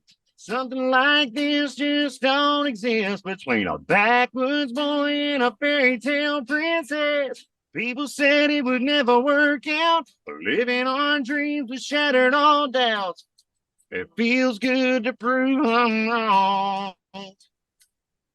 Living our love song. Dude. I remember hearing that for the first time, and just it's just I mean this with all due respect. I had about 6 of your songs on my own, just downloaded or whatever, right? And Right. then when I was telling somebody that you were going to be on the show the other day, there was a song that I knew that I'd heard, I knew that I loved, and when I went to find it, I didn't have it saved, right? So then I forgot several of the other ones just over time. I haven't listened to them. So I was looking for Hurry Home, and I wanted them to hear Hurry Home, but then I stumbled on like 2 or 3 more, and I just let the albums play, and it was just like you didn't miss. Like you didn't miss with whatever you put out. So thank you. That's enough. I mean, there's stories to all this stuff. That's why I asked how much time you had, because I've got so many stories with all of this stuff. We the next morning we went into KNCI Sacramento. They spun Looking at You because it was the song that they were playing for us. Then they went to Alyssa Lies, and we played that. And then I said, hey guys, we wrote a new one last night. Can I play that for you? And they're like, sure. So we wound up playing Living Our Love Song that morning. The morning after we wrote it, we felt so good about it. I got on the bus. We're all like saying, great job in there. And the label called me, and they said, Jason, how'd the visit go? I said, well, it went great. Yeah. They said, you played a new song in there. I was like, yeah, they loved it. They said, Jason, we're done with the record. I was like, yeah, I know. They said, you played a new song. I was like, yeah. They go, they loved it. I was like, oh, okay. They said, we've already printed 80,000 copies of Waiting in the Country. And I went, what? And they said, we've already printed 80,000 copies, and now you've played a hit song that this station wants, and we don't have it on the record, so we have to go back in the studio and record it. And I'm like, oh. And so that was my first time getting in trouble with Arista, was because I played a brand new song that we were really excited about. And the first place we played it, that was influential in me. That song would not have been on the record had KNCI in Sacramento not fallen in love with that song that morning when I off the cuff said, "Can we play a song we wrote last night?" Dude, that's awesome. And by the way, I'll take as much time with you as you don't have to. Like, I don't care if it goes so long. I split it in 2 episodes. This is what the listeners want. This is what I want. Like, I know what people are listening to and why they like my show is because it's what I like to listen to. The more I don't care. We got as long as you got time, brother, I got time. So we left there. Living Our Love Song wound up blowing up about the same way. I wound up going and we shot the video in St. Pete. The model on that video is a lady named Anna Ayora. She was a actress. She's been in several movies back in the early to mid 2000s. And she lives in Italy now. I believe she's married and lives in Italy. But she's a sweetheart of a girl. She's in the Living Our Love Song video. That song was the longest charting single by a breakout artist, 45 weeks. So we went from fastest rising single by a breakout artist, Alyssa Lies, to longest charting single by a breakout artist, 45 weeks, to Living Our Love Song. And Lee Brice, that record held till Lee Brice broke that record 2 years later with Love Like Crazy, which is also a great song. It's a great song. And I remember we had just switched our single after Living Our Love Song and everything was blowing up the way it was. We got the Carrie Underwood tour because of that. We got Brooks Nunn and Alan Jackson because of that. We switched to I Could Sleep When I'm Dead as our new single. Now, I wrote I Could Sleep When I'm Dead with Rivers Rutherford and Jim Collins. I grew up on an 82-acre tobacco farm just outside of Granville County, North Carolina. And I remember when I got there, Rivers was on the phone with the Montgomery Gentry boys that morning. He was talking to them about their record, the record that Eddie had written song Clouds for. So he's talking to them. I go in and talk to Jim Collins and I'm like, "Hey man, how's it going?" He said, "Well, tell me about yourself, Jason." I said, "Well, I have an ex-wife with 3 kids. I have 2 full-time jobs and a full-time band that I'm trying to get back home, and I'm trying to get a record deal in Nashville." And Jim looked at me and he said something to me that I answered the way that I heard those farmers my entire life growing up. He said, "Man, when do you sleep?" And I said, "Man, I can sleep when I'm dead." And that's the song we wrote that day. Now, fast forward to this is where things got tricky with me and Arista. So this is where things kind of went downhill for us. I told you I already got in trouble about the Living Our Love Song, which was trouble, but it was a good trouble because it paid off. Again, we broke records with that song. Yeah. The problem here then went to I was in the Marine Corps growing up. My dad was a Marine, so at 18 years old, I really didn't think that the Marines had anything for me that I'd be scared of, and I wasn't scared of my dad. He was the only person I ever was scared of growing up, and I fist fought him from the time I was 13 till I was 21 and knocked him out, thought I killed him. I'll get into that in a second. The similarities between me and you is ridiculous. That has literally happened with me and my father. And so I wound up joining the Marine Corps right out of high school. So I've got a passion for the military. Yes, my Marine Corps especially, hoorah. But I wound up, we got to go do a show in Louisville, Kentucky. We drove up from Nashville. My record rep at the time, we're going to call her L, is all I'm going to call her, because I don't want to get in trouble for this. But we were on our way up there, and the record rep at the time, L, she was on the way up, and she told me that it was a radio station show for winners. Now, I'm fine with that, and I love talking to people. So we get there. First thing I do is I go up to the radio station. I say, "Hey, thank you so much for having us. I really appreciate it." And they said, "Jason, our community just suffered a loss. We appreciate you being here. We lost one of our own in Iraq." I was like, "Oh, wow." And they said, "That's his fiance over there, and we wanted to do something nice for her." So I went and introduced myself to her. I said, "I'm so sorry for your loss. Thank you for your service. Thank you for your commitment to our country through losing your fiance. And I'm so sorry for your loss." She goes, "Well, I want to do something nice for his family."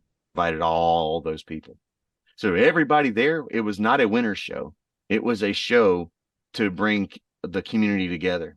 Now, do you remember what my single was going up there? Song called I Could Sleep When I'm Dead. Yeah. Oh, Woo-hoo. So I Yeah. went to my record rep and I was very stern. I said, "Don't you ever effing do that to me again." I don't know if I can say effing on here or not, but yeah. Oh, you I trust said, me, "Don't you you can say ever whatever the again." hell you want to. Oh, cool. Okay. So I said, "Don't you ever fucking do that to me again." And she said, so I was pissed. I did handle it a little harshly. And I said, and she goes, "Well, you got to play the single." I said, "I'm not playing the Nope, single." absolutely And not. she said, "Jason, that the radio station has to hear." I said, "I am not playing the damn single."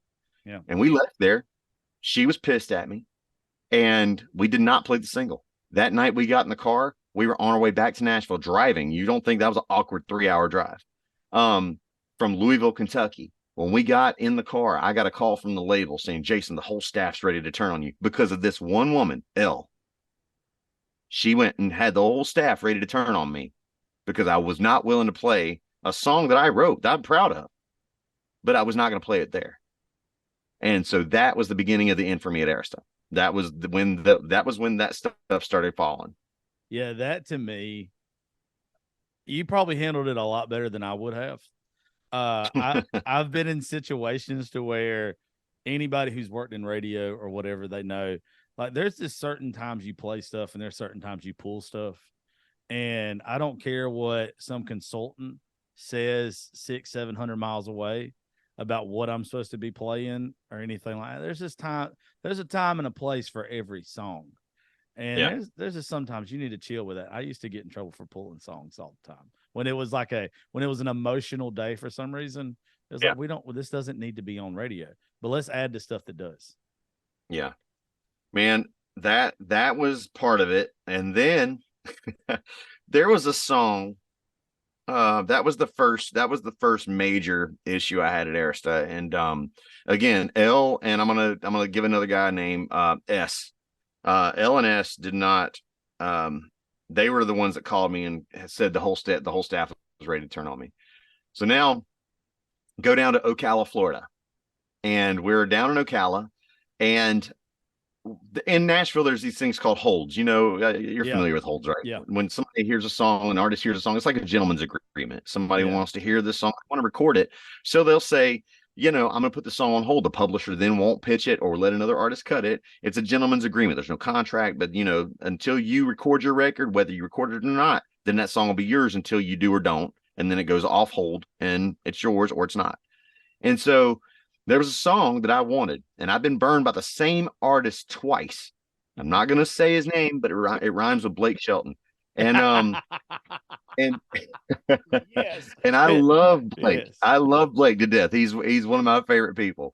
But there was one song in particular that every time that we went shopping for songs, I heard this song. I wanted it, and they said, "Ooh, it's a great song." I don't know why that made it to the list, but Blake has it on hold already. The song went like this right here. He never cut it, but I really think he kept putting it on hold, so I wouldn't. Anyway, the song goes like this right here. She drinks whiskey from the bottle. She's got a tattoo of a gypsy on her suntan skin. Keeps her foot down on the throttle of that 69 Camaro she'll be driving in. She'll probably say her name is Mary Jane or Sue. She'll tell you 1,000 lies and you'll believe that they're all true. She's like no woman I've ever known. She loved me wild and she loved me strong until one morning without warning she was gone. She left me standing in the kitchen with a cold heart and a warm Pabst Blue Ribbon. Oh, dude, I dig that, son. And so I wanted that song so bad. So that's the reason for this story.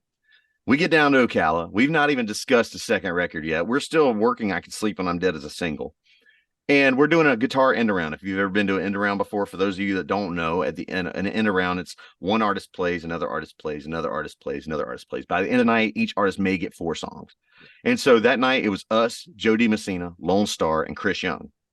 And we were down there. And before we walked in, my buddy, Patrick Davis, that wrote Where I'm From, by the way, sent me this song. Now, Patrick said, "Jason, I think I wrote a song that's perfect for you. Your dad was a preacher, right?" And I'm like, yeah. He goes, "I think I wrote the song that's perfect for you." And so before we went on that night, obviously we had 4 songs. We played Alyssa Lies, fastest rising singer in country music history for breakout artists.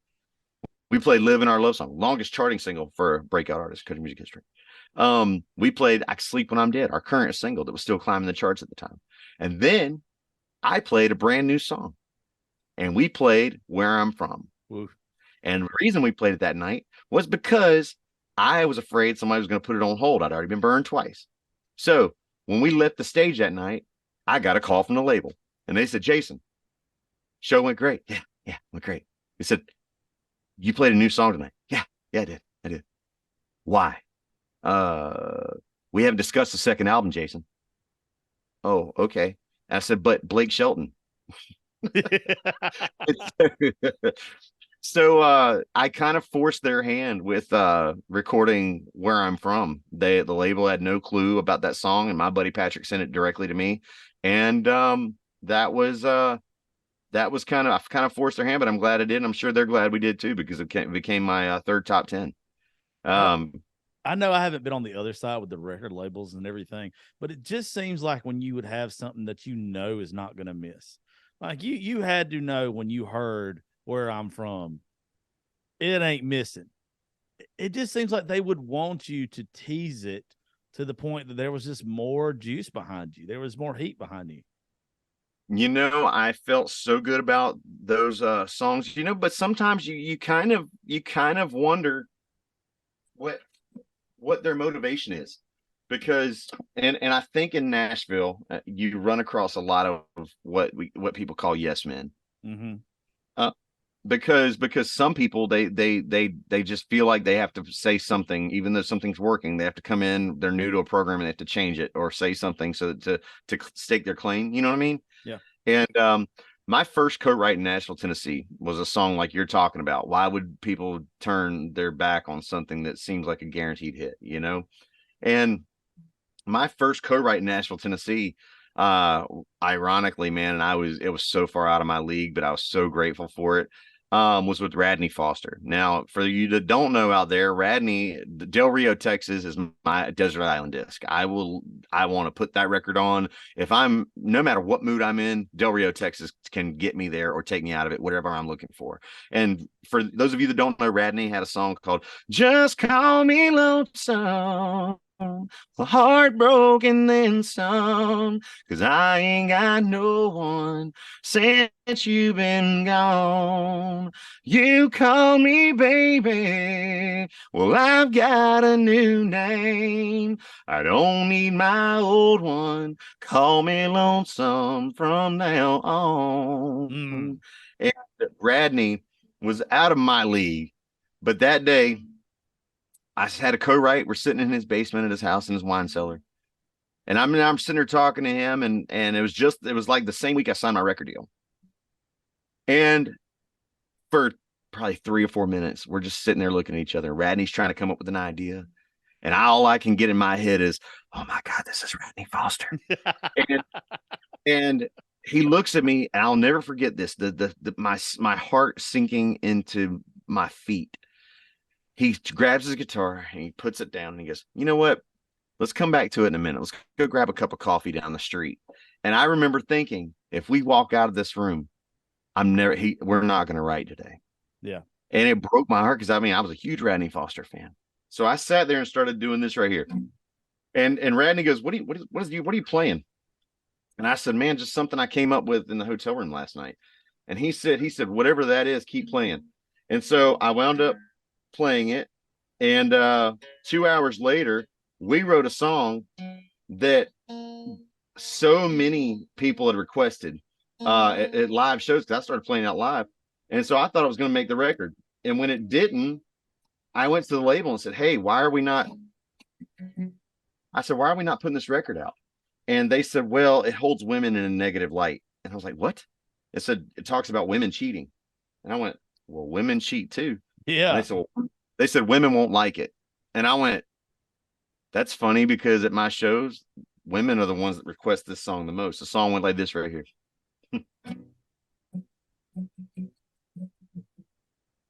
"Last night I saw you standing by the window in our room. You had your hair down on your shoulders and the moonlight kissing you.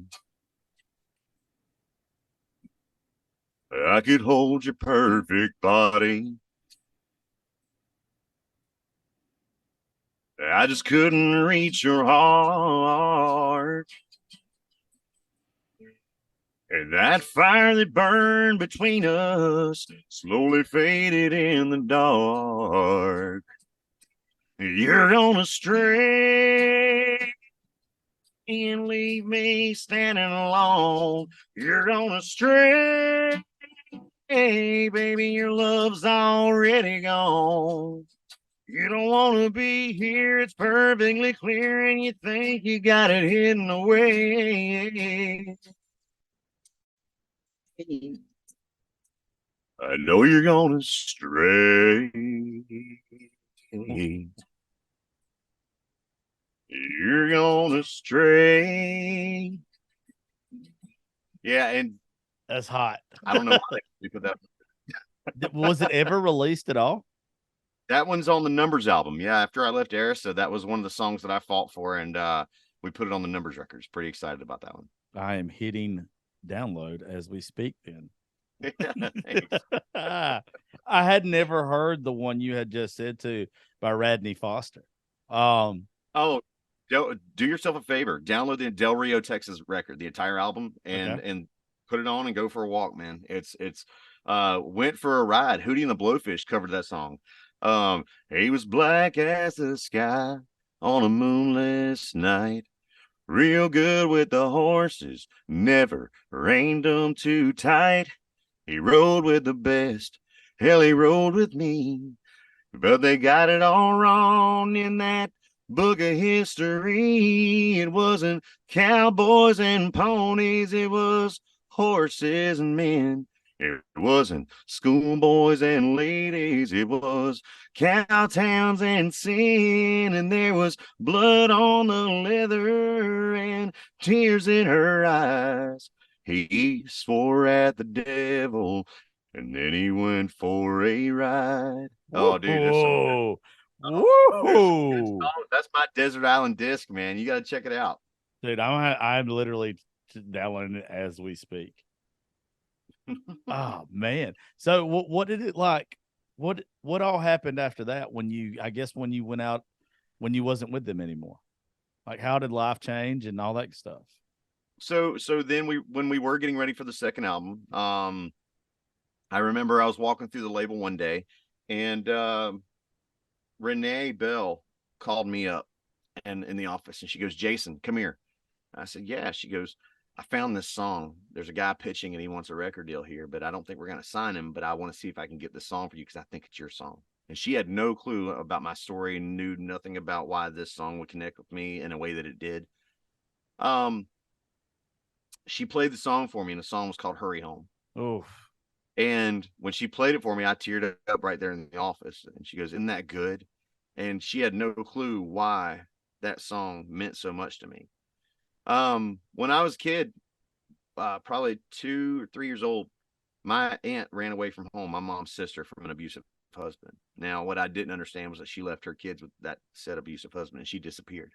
My uncle served 3 tours in Vietnam, and he won't talk about any of it. The only thing he'll talk about from that entire time was that he took cover in a firefight in a cave and met my aunt and her family, fell in love with her, and what he called 40 years of paperwork brought her back. And I have a 4'0" Vietnamese aunt that could cook so well. But my uncle tracked his sister, my aunt, down to Birmingham, Alabama through the postmarks, which is why the song from Black Hawk, "Recognize the writing on a plain white envelope. I wondered where she'd wind up before she caught a rope. The answer's in a circle with the word love on a stamp. Postmarked Birmingham." And that song connected with me, still does it. I'm about to lose it right now. I'm down. I've never heard that one. I'm downloading. You're making my playlist for tonight. Oh, dude, please listen. So my uncle tracked my aunt down to Birmingham, Alabama, and lost her trail.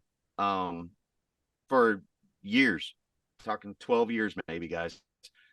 Every night, my mom felt like her sister was still alive, that she was still out there. So every night we'd say our prayers.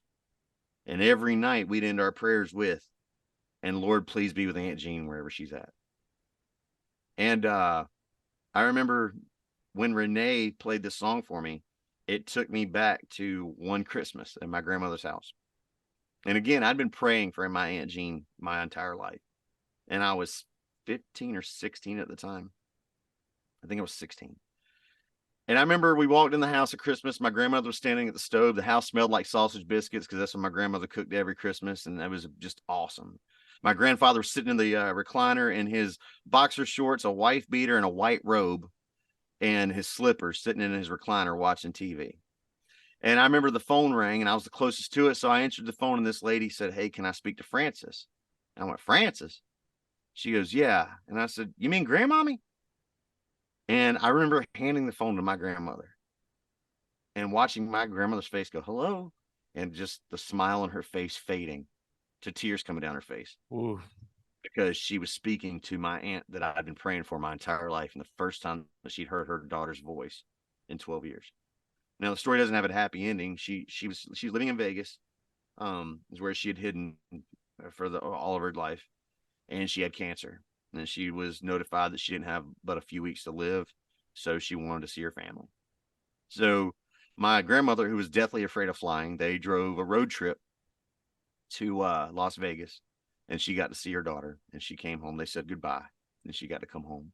And my mom, when she got home from that trip, she packed us all up, and we flew to Vegas, and I got to meet my aunt in person for the first time that I remembered.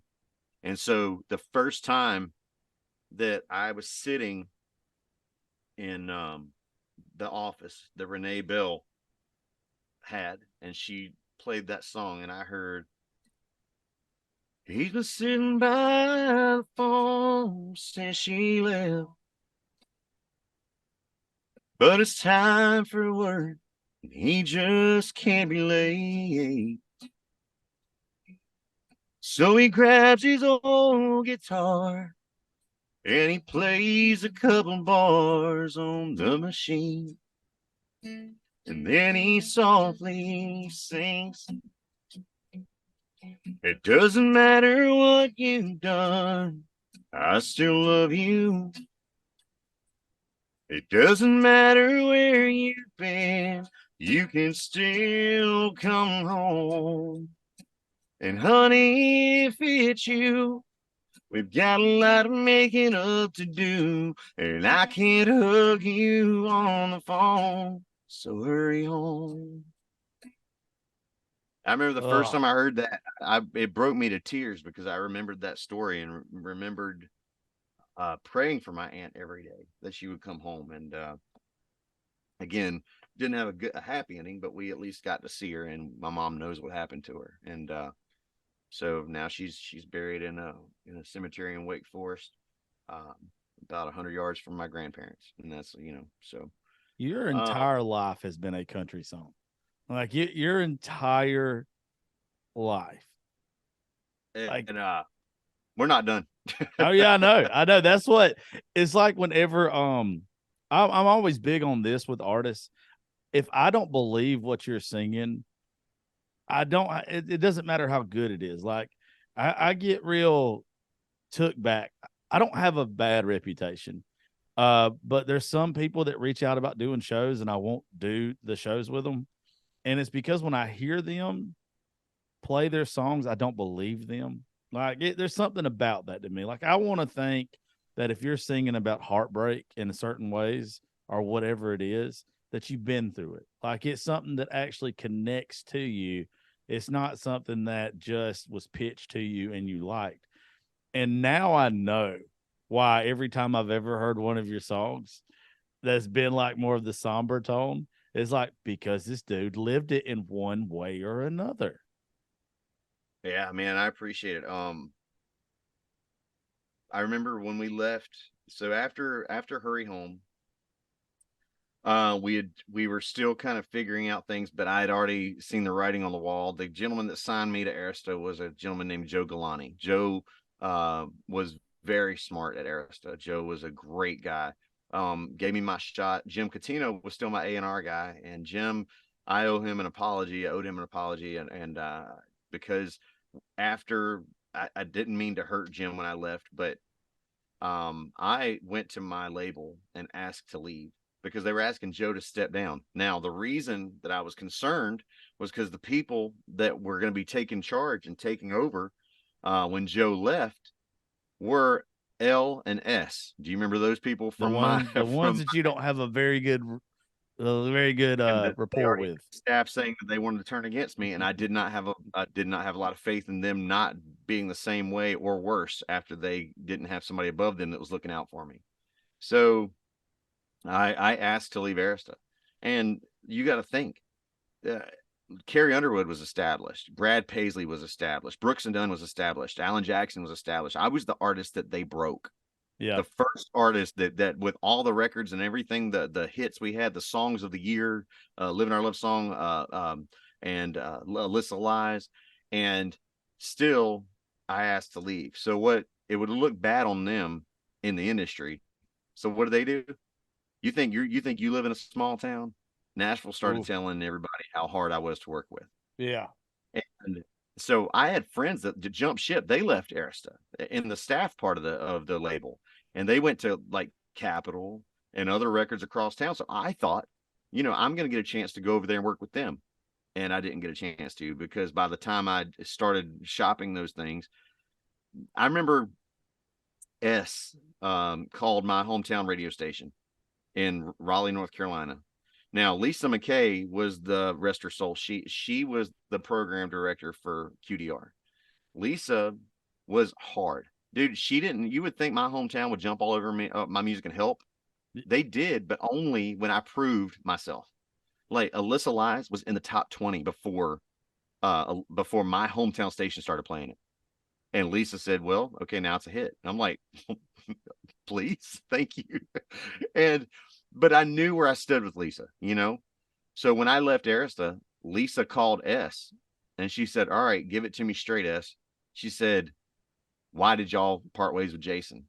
And he goes, "You want the truth, Lisa?" And she goes, "Yeah." And he said he didn't want to go visit radio. He didn't want to do any of the stuff that he needed to do. And Lisa McKay, bless that saint, she passed away a few years ago of cancer, very sudden. Lisa, I will always have respect for her. Even when I wasn't getting my song played, she told S, she said, "You know what? You could have told me anything but that." Yeah. And she goes, what do you mean?" And she said, "Jason, when he comes home from being off the road," and she knew this about me because she saw me, I'd be home for like a week or maybe 4 days. And I heard that my hometown station was doing a radio interview down the street at the Food Lion, I would show up to their radio remote and sign autographs and take pictures for the fans. That's cool. I would just show up, and that's what I did. And so she said, "You know what? You could have said anything about him except that." So, that's part of why that's the real story to why I left Arista was, so right there between I Can Sleep When I'm Dead in Louisville to playing playing Where I'm From without even discussing a second album to really not believing they had my back. And they went around Nashville and told everybody else hard to work with, which, as you can tell, I really don't like talking to people. That's why we've been on this thing so long. Oh, absolutely not. Complete strangers just sitting here. I mean, that's what, my thing is, if they think you're difficult, what the hell would they have think the greats would have been? What do they think that George would have been back in his heyday, or Merle or Waylon or any of those? They would have caused so much hell today. They wouldn't have got on radio because of them, like that, just because the way that the industry views that. And that just makes me so damn mad that if you don't conform, all of a sudden the narrative on you is that you're difficult. No, maybe I'm just got a good backbone and I'm not going to let you run all over me. So wound up leaving Arista, and my manager at the time, Greg Hill, I don't mind throwing his name out there. He didn't really do much for me. I love it. I love it. He's with a Red Light, I think, and that's who I signed with at the time. Tim McGraw was with him and stuff like that. So I was like, "Oh, this is gonna be a great management team." And when I signed with him, and I said, "Hey, we're leaving Arista. We need to figure out what we're doing." And his exact words to me were, "Well, I'm not a label shopper." And I said, "Well, with all due respect, I need to find somebody that is." So I fired him. So next thing you know, I'm all alone in Nashville. And Patrick Davis called me up. He wrote where I'm from. And he said, "Man, let's produce an album." And so I said, "Sure."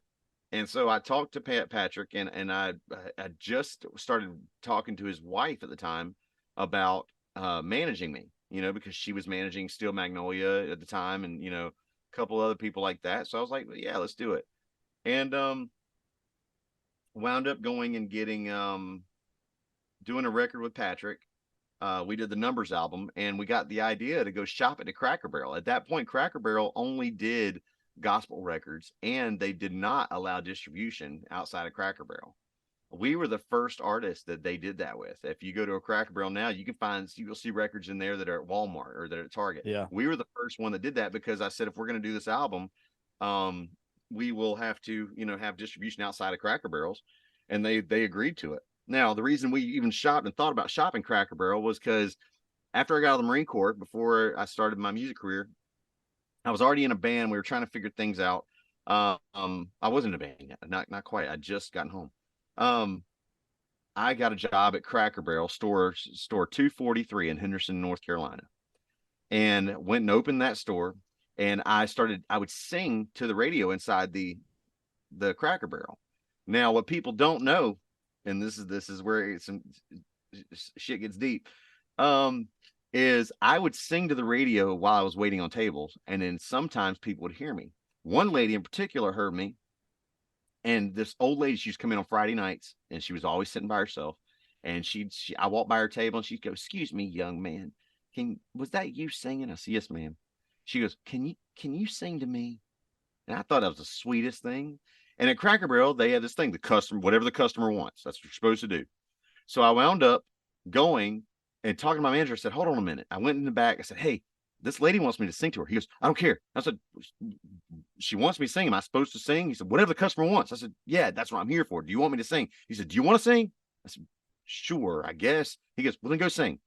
So I went out there, and I ducked down, and I sat beside the table. I said, "Ma'am, my manager said I could sing to you." She goes, "Okay." And I start to sing. She goes, "Hold on a minute, son." She stands up and goes, "Everybody, y'all be quiet. This young man's going to sing to me." And I was like, "Oh, wow." And I got a tip from across the restaurant, $5 from a table that wasn't even mine. So I was like, I became the singing waiter at Cracker Barrel. Dude, That's why we shot.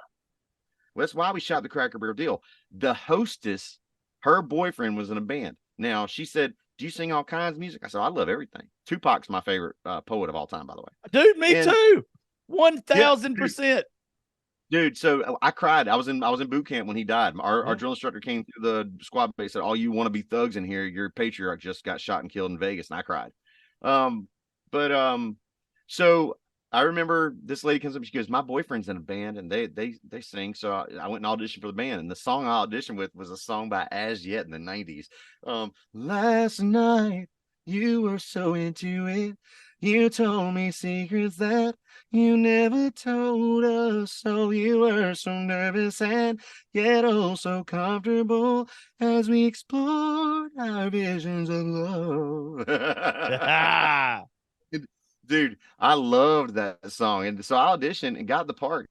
And I panicked because I was the only white guy in the band. And so I was scared. Our first gig was at this big festival, R&B festival in Raleigh, in Durham, at West Point on the Eno is what they called it. And our first gig was that big festival, and I was the only white guy in the band. And I backed out 2 weeks before the gigs. I was scared to death that if I screwed up, they would know. Yeah. So, dude, I was so upset, man. I shouldn't have done it. Looking back on it, man, everything worked out the way it's supposed to. But Isn't it crazy how times have changed, though? Because if you would have been the singing waiter now at Cracker Barrel, you'd have 10 million followers. Like, I'd be viral. Yeah, your life. Yeah, your life would have changed the next day after the first video. And I don't think that's always a good thing. I think the good ones stay around or whatever, not just a flash in the pan. But like, you would have literally skipped so many steps with that today. Well, you know, they said that when we released Arista, at Arista, when we released Alyssa Lies in 2006, they said that the industry had changed so much because they were just starting to recognize digital sales, and they weren't really sure how to claim digital sales as successful. And even today, they're still trying to figure it out. Yeah. So you're talking 20 years, they're still trying to figure that digital side of things out. They said if I'd have released it 6 months earlier, 6 months, they said I wouldn't have had to worry about anything the rest of my life, the way that song took off. Yeah, I But because it bet. changed so quick. And I'm like, well, that doesn't help me at all. Thank you. Yeah. Don't that suck? I have that shit happen with me all the time with the podcast. It's like, dude, you're good. And like you get a lot of downloads and everything. But you came in at the time to where if you'd have started this 5 years before, you'd already had stupid money, but now you're going to have to grind for about 3 or 4 more years before you ever get to that point. It's like, damn it, don't just miss the boat. Yeah. So we did the record with Cracker Barrel. We put that record out. And then I left Patrick and his wife and I, we parted ways, and then Patrick and I, we parted ways. I still respect Patrick. He's a good songwriter. He's been in town a long time. He's still doing his thing. And we wound up. Oh, thought I heard somebody down there.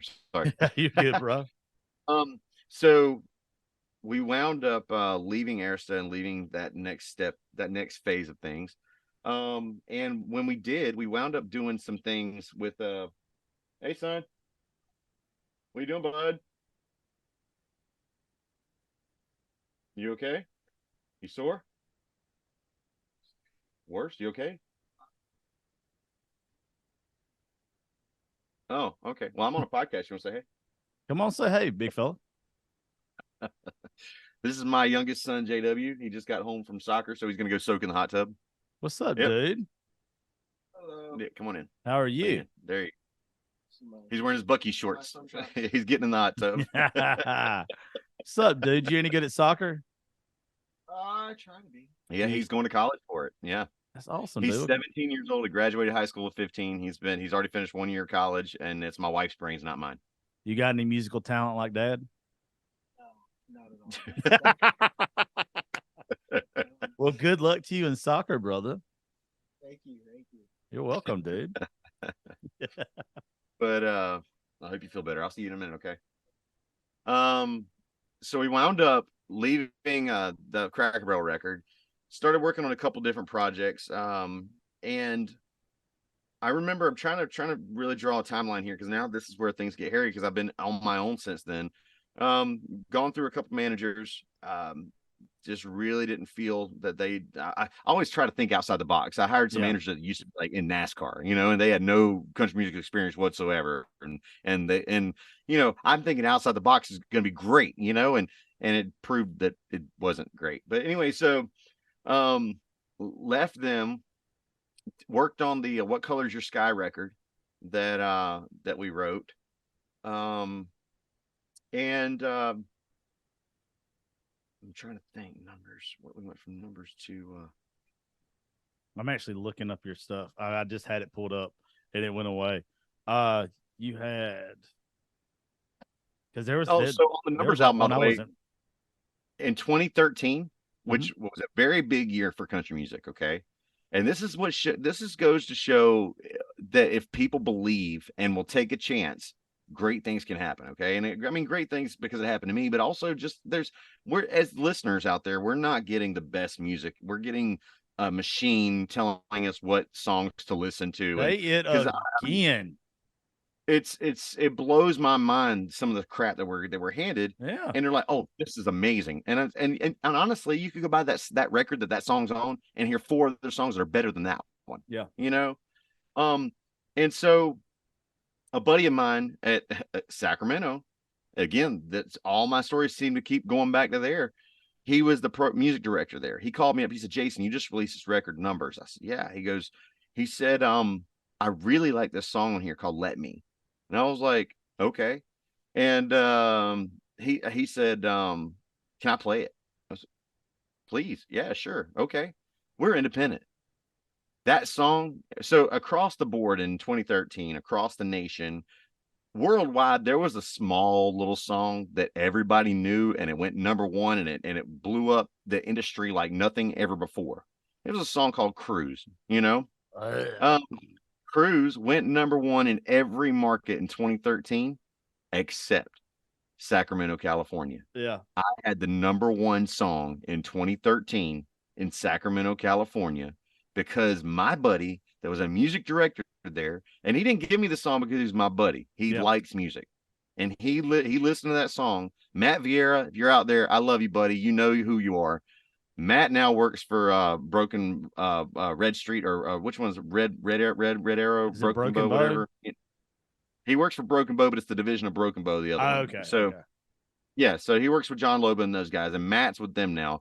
But he's the guy that took a chance on playing my music, and we had a number one song when Cruise was number one across the country. Mine was number one in 2013 in Sacramento. Dude, So with a song, I 100% believe it. Whenever I worked in radio, what you would have the people requesting compared to what the music consultants were telling you to play is so different. I know it's a kind of a different genre. It's more folky, but Tyler Childers came out with Creaker while I was working in radio, and it was number one on so many iTunes charts, everything else, but he doesn't have a song on radio. Co Wetzel was also blowing up at the time, not a song on radio. And you would get those requests for like the newer stuff, are the not, I say they're less traditional country. They're more folky, and Co's more rock anyway. But the stuff that people were requesting that were like really, really country were never what these people were telling us to listen to. And I just never could figure that out. I never could figure out, and I don't have anything against Kane Brown. I don't. It's not my flavor of this. It's not like I just don't like a bunch of his stuff. It's obviously good. Dude's killing it. You know, he's got his fan base, but you would never get a Kane Brown request, but you'd get a Jamie Johnson request. You'd get stuff like that. And it never made sense to me why these people, I want to say they literally create the chart. They literally create what they say is the top 10. They've got it literally in the bag. When they put something out, they're like, this guy's definitely going to be, this is going to be number one. Well, hell, when you make it that way, it's pretty easy. Like when you're the one calling the shots, it's pretty easy. And it's not even what the people want to hear. I've never understood it.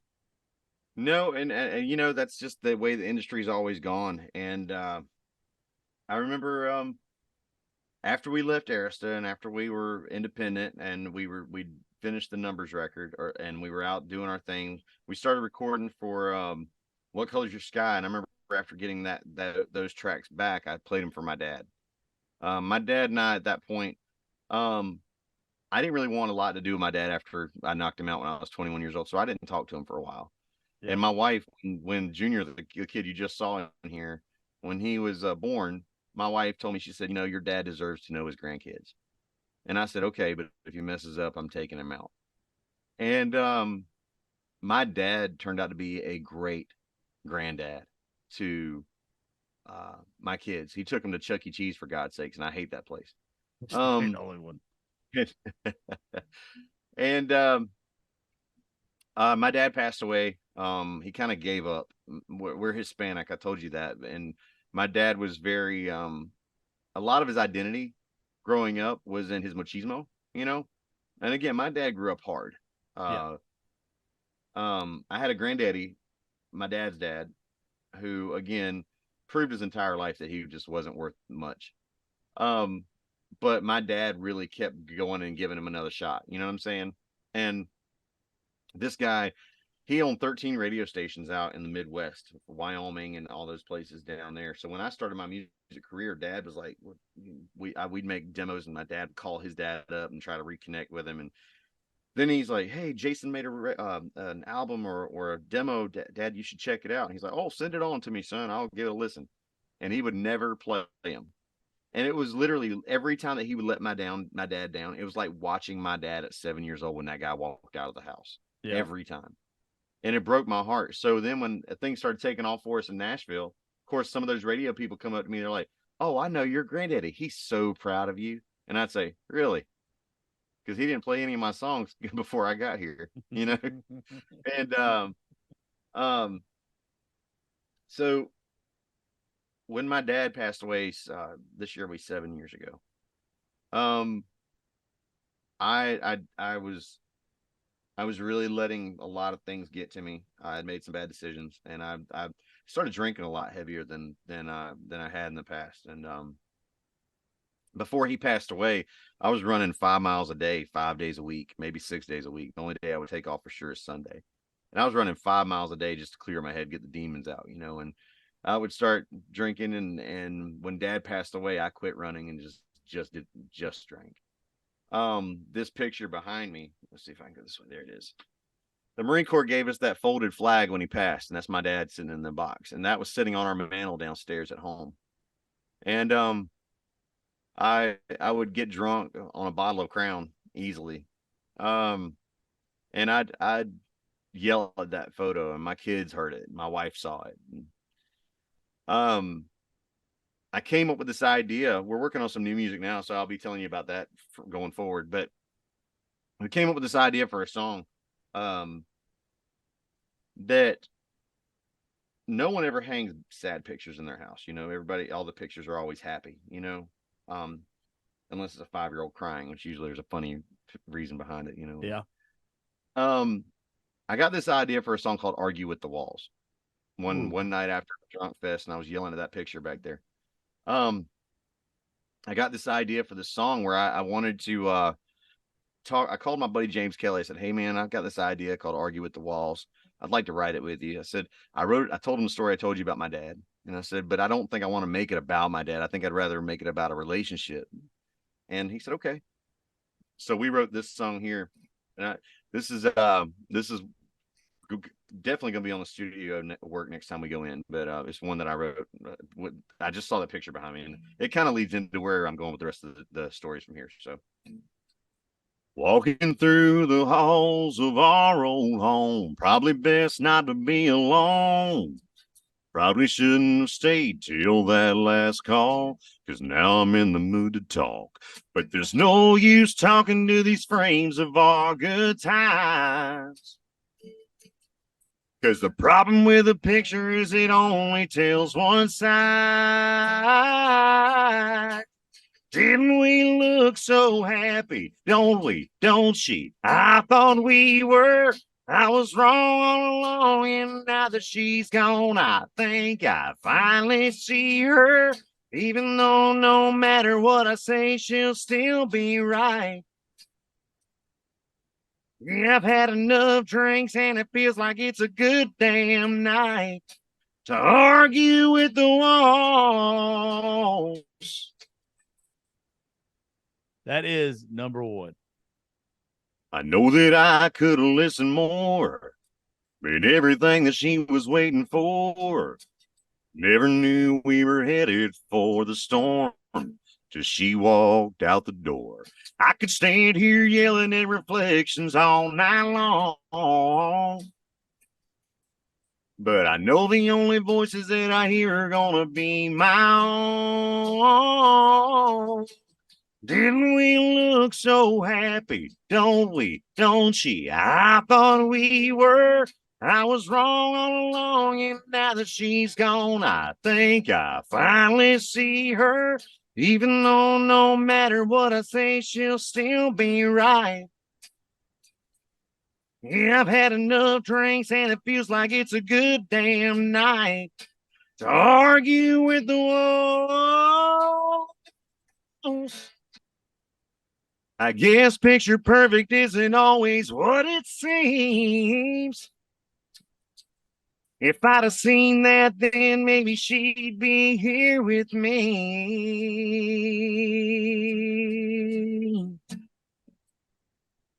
But didn't we look so happy? Don't we? Don't she? I thought we were. I was wrong all along, and now that she's gone, I think I finally see her.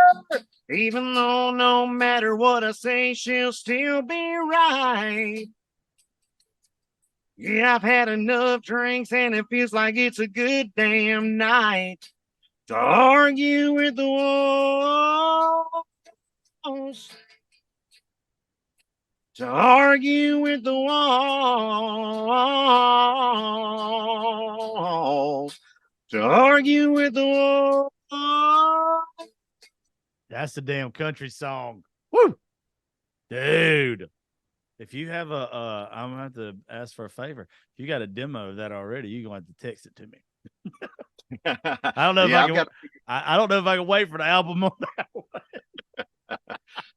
But I wrote that for them. I wrote the idea for that man behind me right there. So, dude, we've all been there on that one. So I wound up drinking so much that, and we didn't know this at the time. And I was still writing, but about 2 years ago, almost 3 years ago now, when COVID came out, the real C word. Yeah.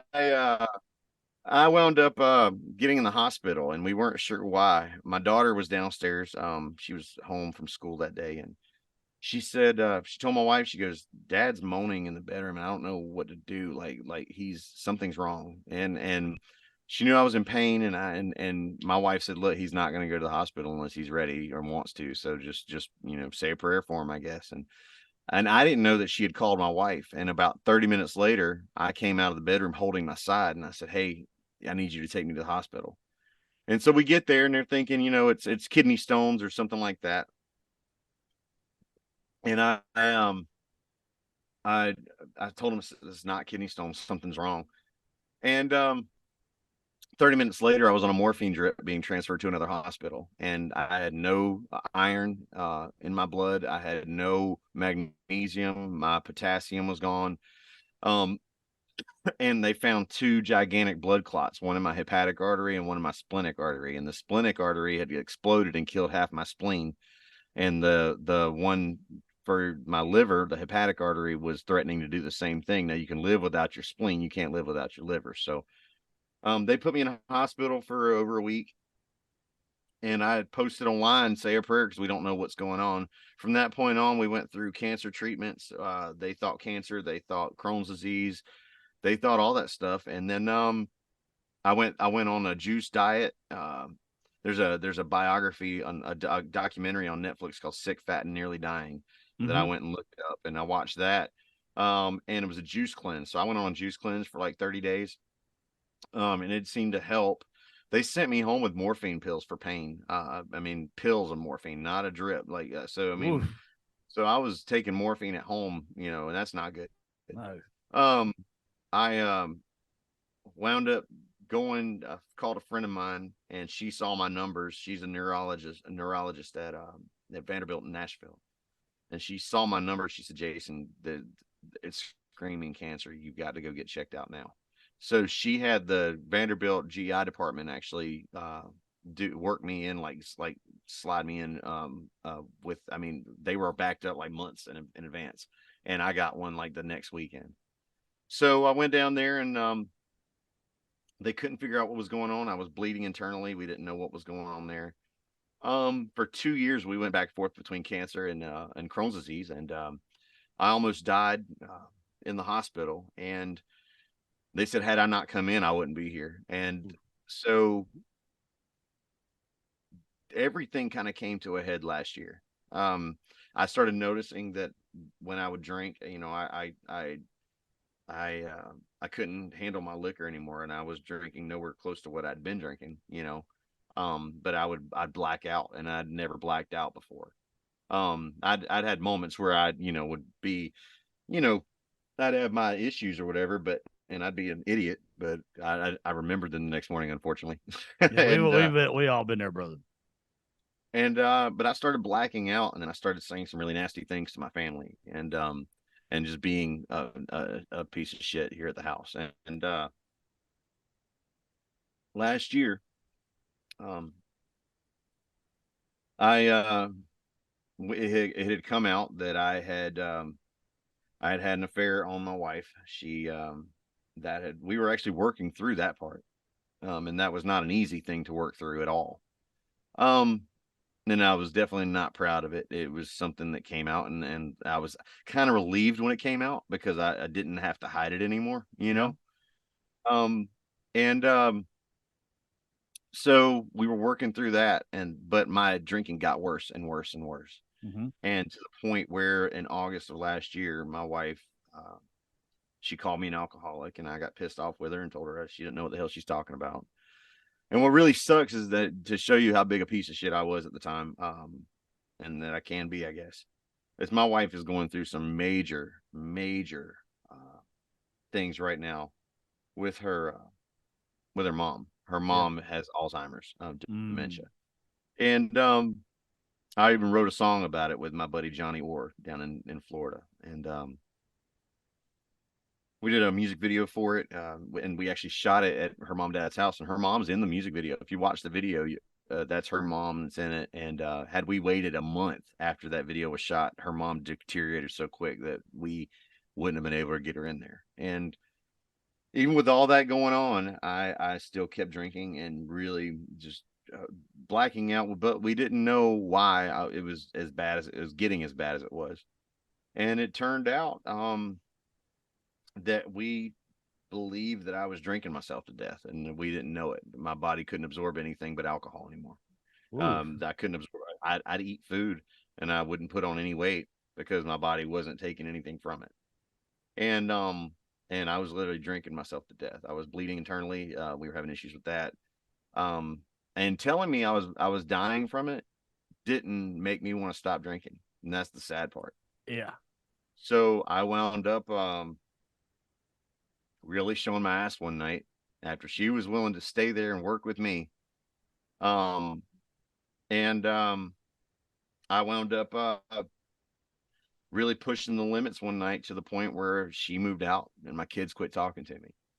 And I 6 months before this, we talked about this when we got on here. You said something that I was trying to get back to this, and I'm glad you said it.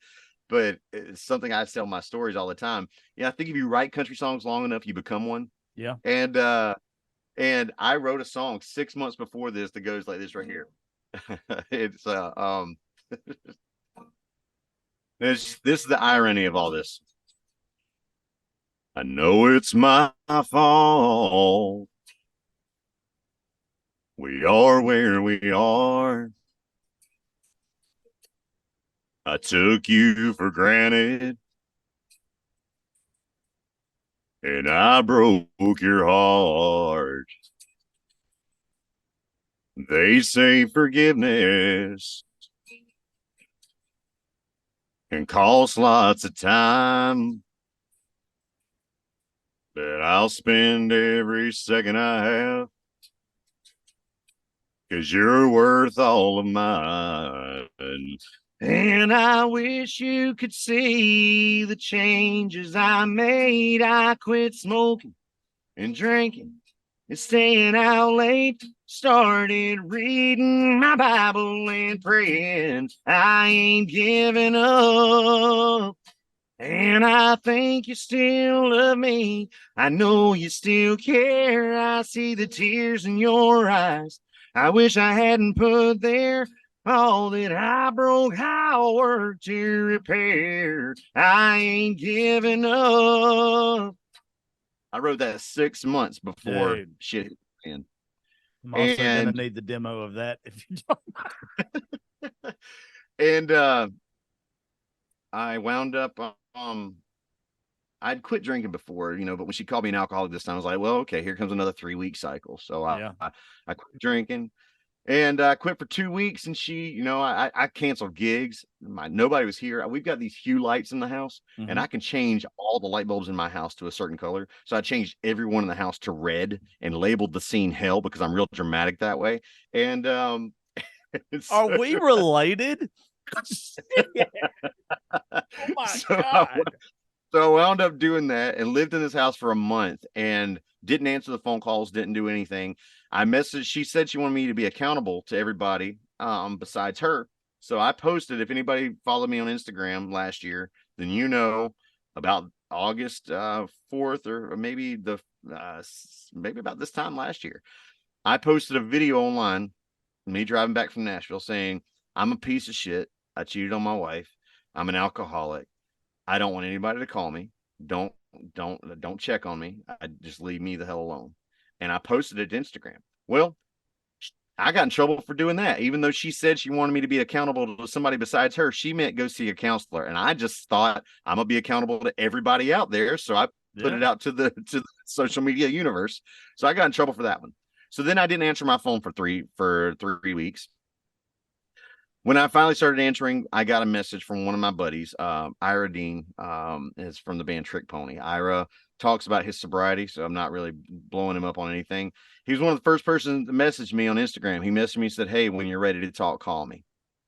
And the first phone call I answered was from a friend of mine down in Texas. They're like family to us. Mike Guston. Mike called me up and I answered the phone call, and he's a Texas guy, so I didn't expect anything less.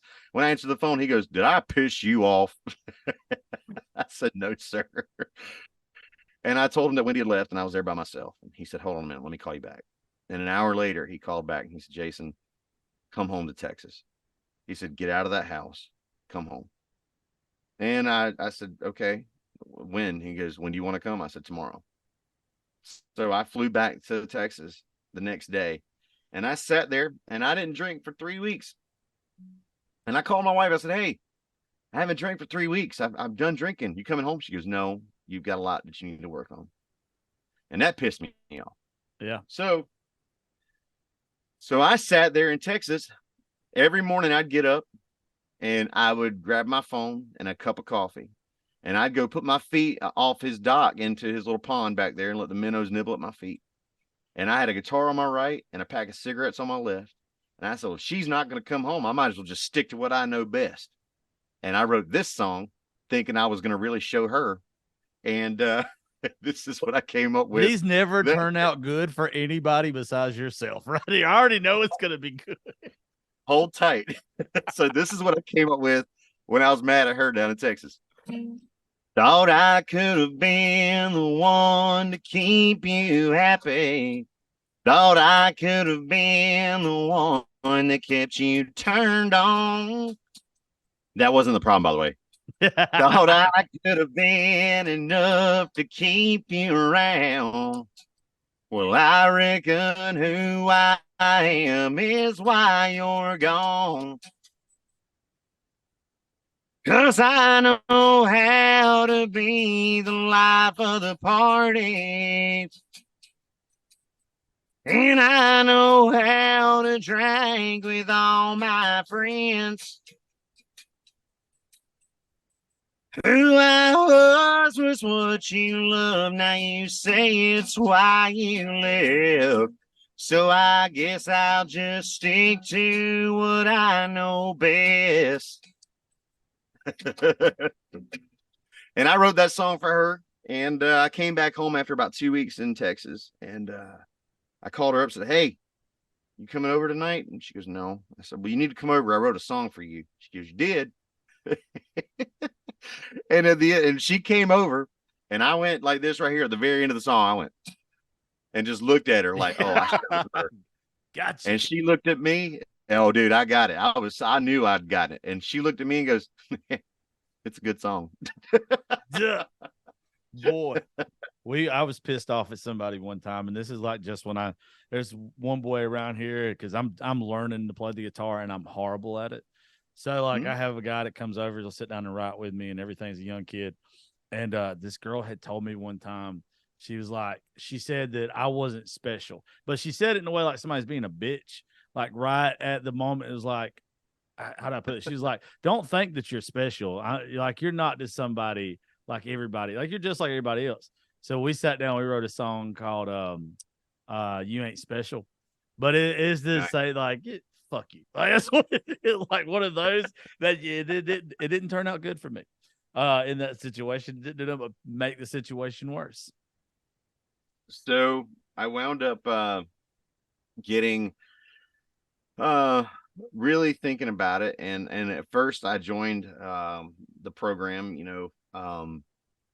for her to try and get my family back. And the longer I was in there, I realized that the only way this is going to work is if I do it for me. So I started doing it for me about 3 months into being sober. I had been sober 3 miserable months, but no help from the program. No, nothing like that. And really started giving it a shot. And I just crossed my year sober mark. So Dude, congratulations, man. yeah, that happened August 5th. And so I'm really giving it a chance here. I go to meetings every day. And actually this morning I had one of my buddies here in town that drove up 2 hours to spend the day with me, and he just drove up, and I told him I had this podcast to do. So he went and saw a friend of his, but he drove up. We spent the morning together and went to our meeting together online. And so, yeah, I've been doing all that and still writing. Dude, I was so scared to death, like when I got sober, that I wouldn't be able to write country music anymore. I mean, my anxiety was through the roof. I really felt like I had developed an anxiety disorder over the years. Maybe that's why I started drinking so heavy, because I was trying to hide it with my drinking. But dude, I was scared to death. And my first time going back to Nashville, when I said, okay, I'm going to give it a shot and see if I can still do it, writing whiskey songs on a sober mind. And dude, wound up getting a call from a buddy of mine. He said, hey, let's write. I got this idea for a really dark song. I was like, what's a dark song? What do you mean? He goes, man, I got this idea for a song, and it's got cocaine, and he threw this line in and out, and I'm like, well, we're gonna blow right past the I can't write whiskey songs thing. Yeah, write the Coke songs. Well, that's the problem, though. I mean, and I don't think it's a problem. That's one of the issues with country music. Like, I had to get out of the mindset because I am such a huge Keith Whitley fan and such a huge George Jones fan, right? And even Paycheck. And it's where, like, I idolize these guys, that country music was about drinking, heartbreak, and all this kind of stuff. So it was very easy to get wrapped up into, if I'm going to be around country music and I'm going to be around other artists and I'm going to be around all these people, like, I have to have that mentality, because I think that that's what their mentality was, right? Like that's what it takes. And I've come to find out, probably the same way you have, that's not it. Like, it's so hard. It's so hard to get out of that mindset, though. I can see how you would be scared to death that, well, hell, I'm not living this lifestyle anymore. How am I going to write the next great drinking song? Dude, that's what I mean. Seriously, that was something that I had to come to terms with. And what the crazy part was, it took a buddy of mine saying, Jason, he said, how long you been doing this? I said, 25 years. And he goes, how many times did you drink? And I was like, every night. He said, you have enough experience. You're not going to run out of stories. Yeah. And when he said that, I was like, wow, yeah, that's pretty cool. So that's what I'm doing, man. This is new to me still. I'm back in the gym, starting to work out. The crazy thing is, all those things I told you about when I almost died and then couldn't absorb anything, and we assumed, we kind of thought maybe I was drinking myself to death. When I quit drinking, every one of those symptoms cleared up. Dude, every that's one. Insane. That, Dude, well, I mean, it's the craziest thing, man. And the thing is, again, in my mind, you telling me I was killing myself drinking didn't make me want to stop. Well, that was a huge problem with my show. Actually, the last episode that I did, this is kind of, the good Lord always puts you where you're supposed to be, not where you want to be, in my opinion. And the last show that I did is when I first got it started in radio and social media and everything 7-8 years ago. I got hooked up with a guy that's in Nashville now, still, Trey Landon. He's a younger guy, and he's like my little brother. Like, I love him to death. He's playing a show for me tomorrow night in Macon, and he's been sober now almost the same amount of time that you've been. He's a Georgia boy. I mean, he's just a really good guy. And so we spent the majority of our episode talking about him getting sober. And I told him that probably about February of this year, I hit a wall with my drinking.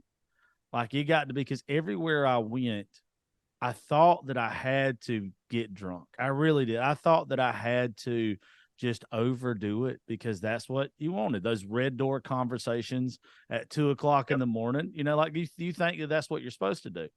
And of all people, Bobby Pinson gave me some really good advice one time sitting there with him. And he was just like, you got to remember, there's only one or two people in here that are successful. Everybody else is just wasting their time getting drunk, pretty much. Like this, you can't say that you're going to do this all the time and it'd be good for you. So I decided that I was going to cut back on my drinking, and I tried to do. We were playing in a golf tournament for creative vets at Old Hickory, so I had a month before that. I decided that I was going to learn to play the guitar as best I could because there was a guy from Creative Vets teaching me, and I was going to write some stuff and everything, but I was not going to drink for that whole month. In that whole month time, my body reminded me how good it feels not to drink, not to wake up every other day with a hangover, like what you're actually missing.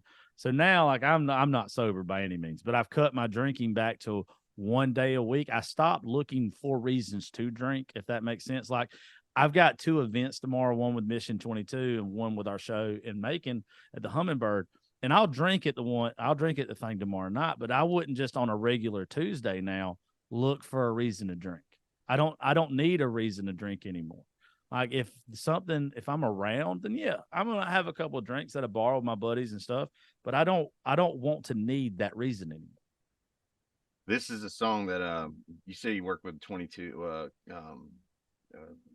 organization. My buddy Rick Tiger wrote this song with 2 other guys, and I asked him if I could change it up a little bit to make it more me. Yep. But this is one of the things that's one of the reasons I work with a lot of wounded veteran groups. I've got one coming up in a couple weeks in Ohio called Operation Cherry Bend. We take wounded veterans out on guided hunts. And this is a song that well, I bet you never thought you'd ever hear from me again. I'm reaching out to you from the other side. And I sure hope that you and God can still forgive the way I said goodbye.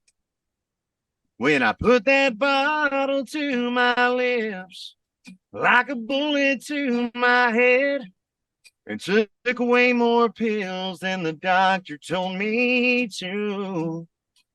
But let this battle that I fought not be won or lost by a broken mind that couldn't think things through. So promise me this, that you'll do your best to be one less of one of the 22. Oh, dude, that's good. And that's a song that I play out now to remind people that they're not alone, man, and our veterans need our help. So, dude, you're awesome. I knew I was going to like you anyway. I just knew. There's just some folks that through their music or what you hear other people, like even Vaden was texting me. He saw where I tagged you in something a while ago on Instagram. And then he saw where you were playing the show next week, August 23rd in Nashville for us at Live Oak. And he just messaged me and he was like, how you like Jason? And I was like, I adore. I already knew I was going to, but you can just tell you're one of the real ones. And if you knew how much I hated everybody, I hate fake people. I don't like people that are authentic. I get called an asshole a lot, but it's just, I know what I like. I know. And if you don't like that, I'm sorry. Like, I don't tell you what to like and what not to like, but like, you can just tell, dude, you're one of the good ones. And I think, and I mean this wholeheartedly, I think like your best songs are probably still ahead of you. I don't think just the success you had earlier in your life, I don't think that's where it ends with you. You can just tell everybody's got something, and in the story you've lived and the life that you live, there's a song there that you just haven't wrote yet that is going to affect people so much. Well, I'm glad you said that. This is one I wrote last week, and this will be my last one because I got to get ready for I'm doing a Twitch stream tonight I promised everybody to be on at 7:00, but you go ahead, brother. End us on something great. This song right here I wrote with a guy named Little Skinny in Nashville. Little Skinny just got a record deal with That's my baby. Record. That is like my little that's like my dude. We're always together. I love him. Dude, so he signed to Jim Catino's label, Jim Catino, back to my Alyssa story. So I love both those guys, man. And this is one that we wrote a couple weeks ago that I don't know if he's going to cut it or if we're going to get it cut by somebody else, but I'm pretty proud of this song. A young man in a two-tone Chevy took that curve too fast. Not sure the breath he took before the crash would be his last. Wrapped that truck around a tree and walked away without a scratch. There goes God again. There goes God again. A mama crying late at night, tears streaming down her face. Her little boy comes in the room, says, Mama, everything's okay. Sits by her side, says, I'm right here. You don't have to be afraid. There goes God again. There goes God again. There goes God again. When we got no one else, he's there to fix the mess we made when we do things ourselves. You think by now we'd learned how good a friend he's been. Every time we think we find there's no way out, and then there goes God again.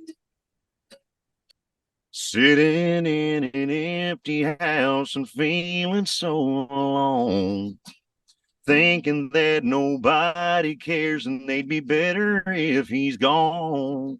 Right then his cell phone rings and it's his daughter on the phone. There goes God again. There goes God again. There goes God again. When we've got no one else, he's there to fix the mess we made when we do things ourselves. You think by now we learned how good a friend he's been. Every time we think we find there's no way out, and then there goes God again. Every time we think we find there's no way out, and then there goes God again.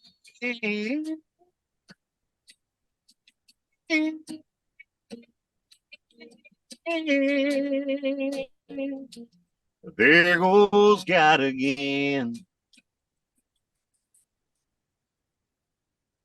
Dude. The fact that you did that with Skinny too makes me like it even better. But that is a jam, son. Man, I'm telling you, that song, it just feels like it's a hit. And we'll see, man. If Skinny doesn't cut it, Katina was so excited. He's like, man, I've got 3 other artists that are cutting right now that would cut this. I'm like, That's great. That's one of those wall hangers right there, dude. That's a special one. I appreciate it, bro. Thank you so much. Well, dude, I'll let you get. I know you got some other stuff to do, but thank you for hanging out with me. This was a great show. You're awesome, dude. I can't wait to be around you a little bit more, man. Brother, looking forward to next week, and thank you so much for having me on. And man, this is gonna be fun.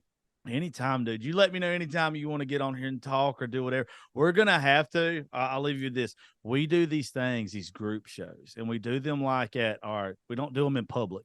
We do them in our Airbnb or wherever we're recording at while we're in Nashville. And Skinny's been a part of them before, but it's just all the artists sitting around, and you can play originals, you can play whatever. We usually just get like the artist to play whatever got them into loving music in the first place. And it like it's just so like people like this outside the music realm, they'll get to hear like the guy you was even telling me about earlier, the one that I didn't know. It's just where artists get to hang out, because it's just become a business to y'all. Sometimes you don't even remember why you love it. So I try to do some shows to where the artists get together and it's like you get to vibe and get to, you don't, obviously you're not going to drink, and that's fine. And I respect the hell out of you for that. Some of the artists get a buzz and they'll all of a sudden they'll start playing the shit they wish they could play, But, man, I'm fine. Yeah, I'm fine with every bit of it. Let's go. Well, cool, dude. Well, Jason, thank you so much. And I will see you next week at Live Oak, brother. Thank you for everything, dude. Thanks for having me on, brother. I appreciate it. Anytime, bro. All right, folks. Well, thank y'all for listening to the Josh Terry podcast. I will see y'all next time.